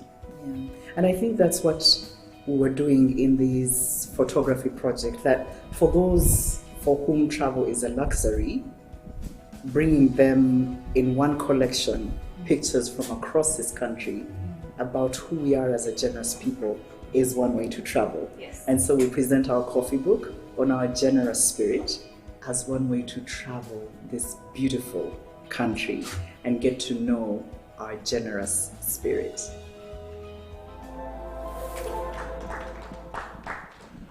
Oh yeah, we warned you. This is what we're gonna call true giving from the heart. And we have an online exhibition that's happening. It's going to give you a 3D feel of all these different expressions of giving and generosity from Uganda. So we want to make sure you don't miss out on anything. But speaking about missing out, I missed speaking to somebody who has one of the, these motivational stories, from super rags to riches. Well, his story is one that starts as far back as, I think, 2004, and even before then. He grew up in one of the more impoverished areas of Nairobi. For those of you who are actually cognizant of what happens in Kenya, there's a slum area called Kibera. And a lot of times when you're born there, life is tough. But our next individual is a man who has shown that, hey, where you come from doesn't really matter, but the direction and the focus with which you're walking will actually take you places. Kennedy, are you on the mix? Go fresh. Kabisa. Asante sana Dr. Mitch. Sema boss. Najua unatoka USA, mpya kutoka USA. Kenya, Fire Alego. No, the USA of mine is not your USA. Mine is United States of Apache. Niambie, tell me, I was so motivated by your story about how you got a factory job, and then you saved up money and you bought a football, and then you started up is it the Rays of Hope for the community, Shofco? There are these motivational speakers who say, I started my chicken farm with a feather. Kwani you can say, I started my campaign with a football. Yes. Tell me more about your story. No, thank you so much. I think my story is not a unique story. I think it's an African story. And from the panel, they talk about it. It's about community. So when I grew up in Kibera, I really saw this goodness whereby we were taking care of our neighbors' children. When somebody is sick, we come together. But as Ian said, we never really talk about these stories. Africa is seen just like poverty, receiving. But Africa is really about community. In Kibera slum where I grew up, we really took care of each other. And that's when I saw something important. They have a lot of power, but they don't know. You know what I mean?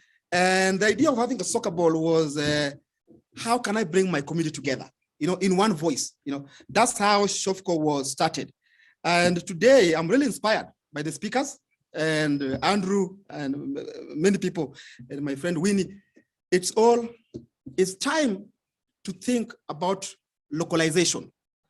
And for Africa and East Africa, honestly, we have to start sharing those stories. There is an amazing stories happening in the community that don't get really shared. And one of my stories is that I came from Kibera and I saw what was happening and I was able just to bring people together. Let's go back. Africa, we hear the words Harambe. What is that? Harambe was there even before independence. Harambe is this idea of pulling together. In Kenya, we have what's called Undugu. You know what I mean? People coming together. So we are philanthropists. We are givers in our communities. And then another one is called Ubuntu. You are because we are all together. So I think that I want to thank Evans and EAP team as a whole, because yes, now as Winnie said, we have 7 billion in Africa. What does that mean? It means that middle class is rising. So we need EAP and to help us to make this middle class and companies and philanthropies so we can have institutions. That's what we are lacking. Not American institution, but East African institutions. So if we do that well, we will really fight poverty. Thank you so much. Wow. Thank you so much, Mr. Dede. And you see, so that's the story we're getting. And I like the fact that he was extremely blunt and said, look, it's not just my story, it's the African story. And the next individual whom I'm going to invite onto the stage is your true embodiment of an African leader maker. She likes nurturing young talent. She likes ensuring that not just enjoying the outdoors, but making sure that she shares her experiences. Ladies and gentlemen, please welcome the CEO of CivSource Africa, Jackie Asimwe.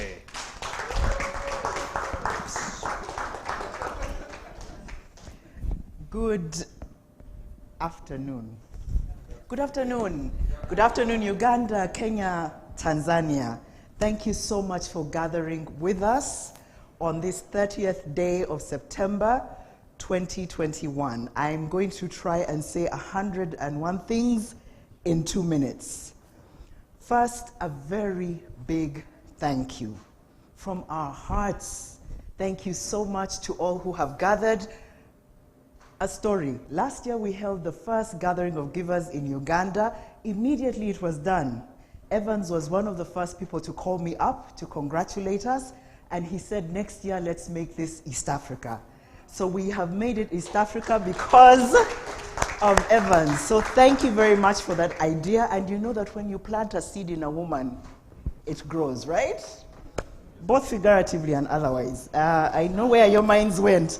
And then thank you to our partners, Seagull Family Foundation, which is here represented, as well as the Global Fund for Community Foundation, EAPN, APN, Foundation for Civil Society, and all the wonderful crew. Sean, there's been a whole, we've been meeting for like 2 months. There's been a whole community of people at the background of this. So a very big applause to them. And applause to them, yes. And the conversation that I had with Jim, Joel, and Miriam, the photos that they took have been streaming on a live exhibition. It is still going on until 10th, the day after Independence. So please go online and watch it. If you don't know about it, the CivSource team will tell you about it. And the expanded version of that exhibition is what we have in our latest coffee book on our generous spirit, which is symbols and expressions of generosity from across Uganda.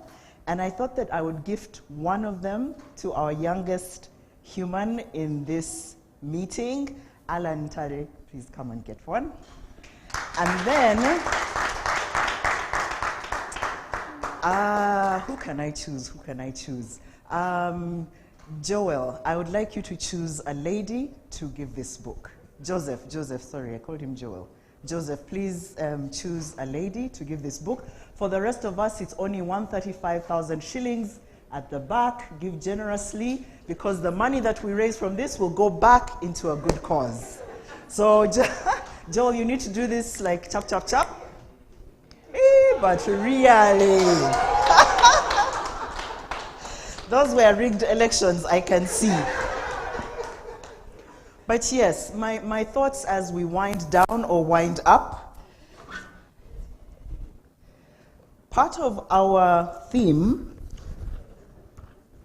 do I look smart, please? I do. Part of our theme today was about building. Building.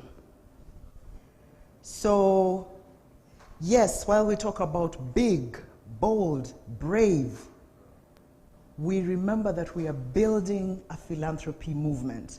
And a movement is not built from a 2-hour event. So the work is literally just beginning. And what do we build with? We build with tools. What tools are you going out to build with as you think of building a big, bold, brave movement for doing good across our continent? When I think of big, bold, brave movements, it is literally gathering people and power to challenge and change systems at various levels. At the international, we've been talking about it all throughout today. It's changing the system that assumes black is bad, that blacks don't give, that we do not contribute to our own development. That's a system, people, that takes work to shift. So we have work to do. The other thing, when I think of systems, is inward, because we must begin to embody the identity and agency of givers. We are not hopeless, we are not powerless. We have power to change this continent and beyond. And we are already doing it. We just don't know it yet. And so it's embracing from within who we truly are and marching in that power to go out. The third system I think about that needs change is a policy and legal environment that propels and helps us expand philanthropy across this continent. When I think of building a movement of philanthropy, it's also about, again, galvanizing people and power to propel success and to deepen impact. We don't give for nothing. We want to change lives. So what is our vision? What is our reason for giving? And I hope that why propels us beyond the skies. When I think about big, bold, brave movements, I'd like to end with these 3 proverbs from Africa. If you want to go fast, go alone. But if you want to go far, go together. And that's why this year we held an East Africa gathering of givers, because we understand we need each other. Another proverb says, a single tree does not make a forest. Again, that's why we need a movement for good on this continent, to build that forest, that ecosystem that feeds, that grows this continent to what it can be. And the last one, if you want to sit under a shade in your old age, you must plant a tree now. And by starting this movement now, it's planting the seed for that tree, that shade that will grow, not just for now, but for posterity, because building movements is also building a legacy. We're building for now and for posterity. And so thank you. And we cannot be building a movement that is not moving, so I'm going to ask us to stand up, please. Wherever you are, Kenya, Tanzania, let's stand up all. Please, my visitors here, please let's stand up. Stand up, stand up, stand up. Oh, and we are like late, so we need to do this quick. So, on this side, as I put back my shovel, this side you're going to shout big, this side bold, and this side brave. And I want you to give me the highest volume of energy you have in your body. So when I point to you, you shout your, so this is, but big people, no. Can I hear it again? Aha, Antonio has helped you. And here? Ah, these bold people are nice, yes? Brave. But brave people. Okay. And as I point, you say your thing, okay? Ready, go.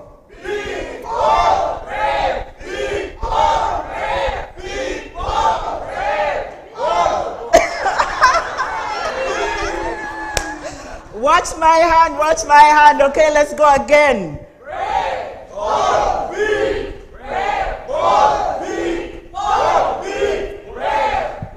Thank you so much. Thank you so much for coming. We wish you a great rest of the year. Let's go out and build this big, bold, brave movement. Thank you so much. Wow, unbelievable. This is what we were talking about. This is what they call kickstarting a big, bold, brave philanthropy movement. We'd like to thank everybody all the way from Tanzania and everybody from Kenya. In fact, I want to hand over to the team from Kenya. I want you guys to be able to say a kwaheri to everybody who is online right now. Cutting to the team from Kenya. How are you guys doing? You're fine, you're good, yeah! I'm giving you 30 seconds to salimia the entire world and say kwaheri. Big, bold, brave, kwaheri! All right, thank you so much to the entire team from Kenya. Let's give them a huge round of applause. And I think Jackie said it herself, that it is our commitment as individuals, but it is even when you decide to work hard as a team that you can make a difference.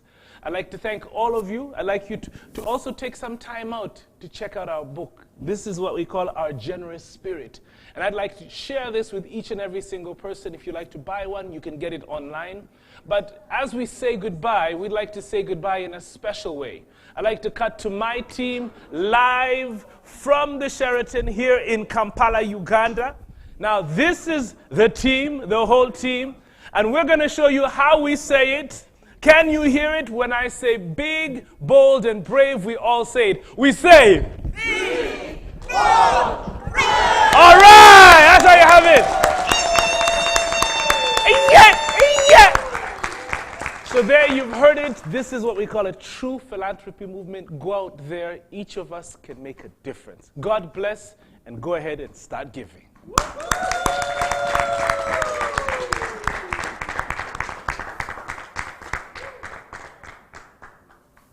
Right. Awesome.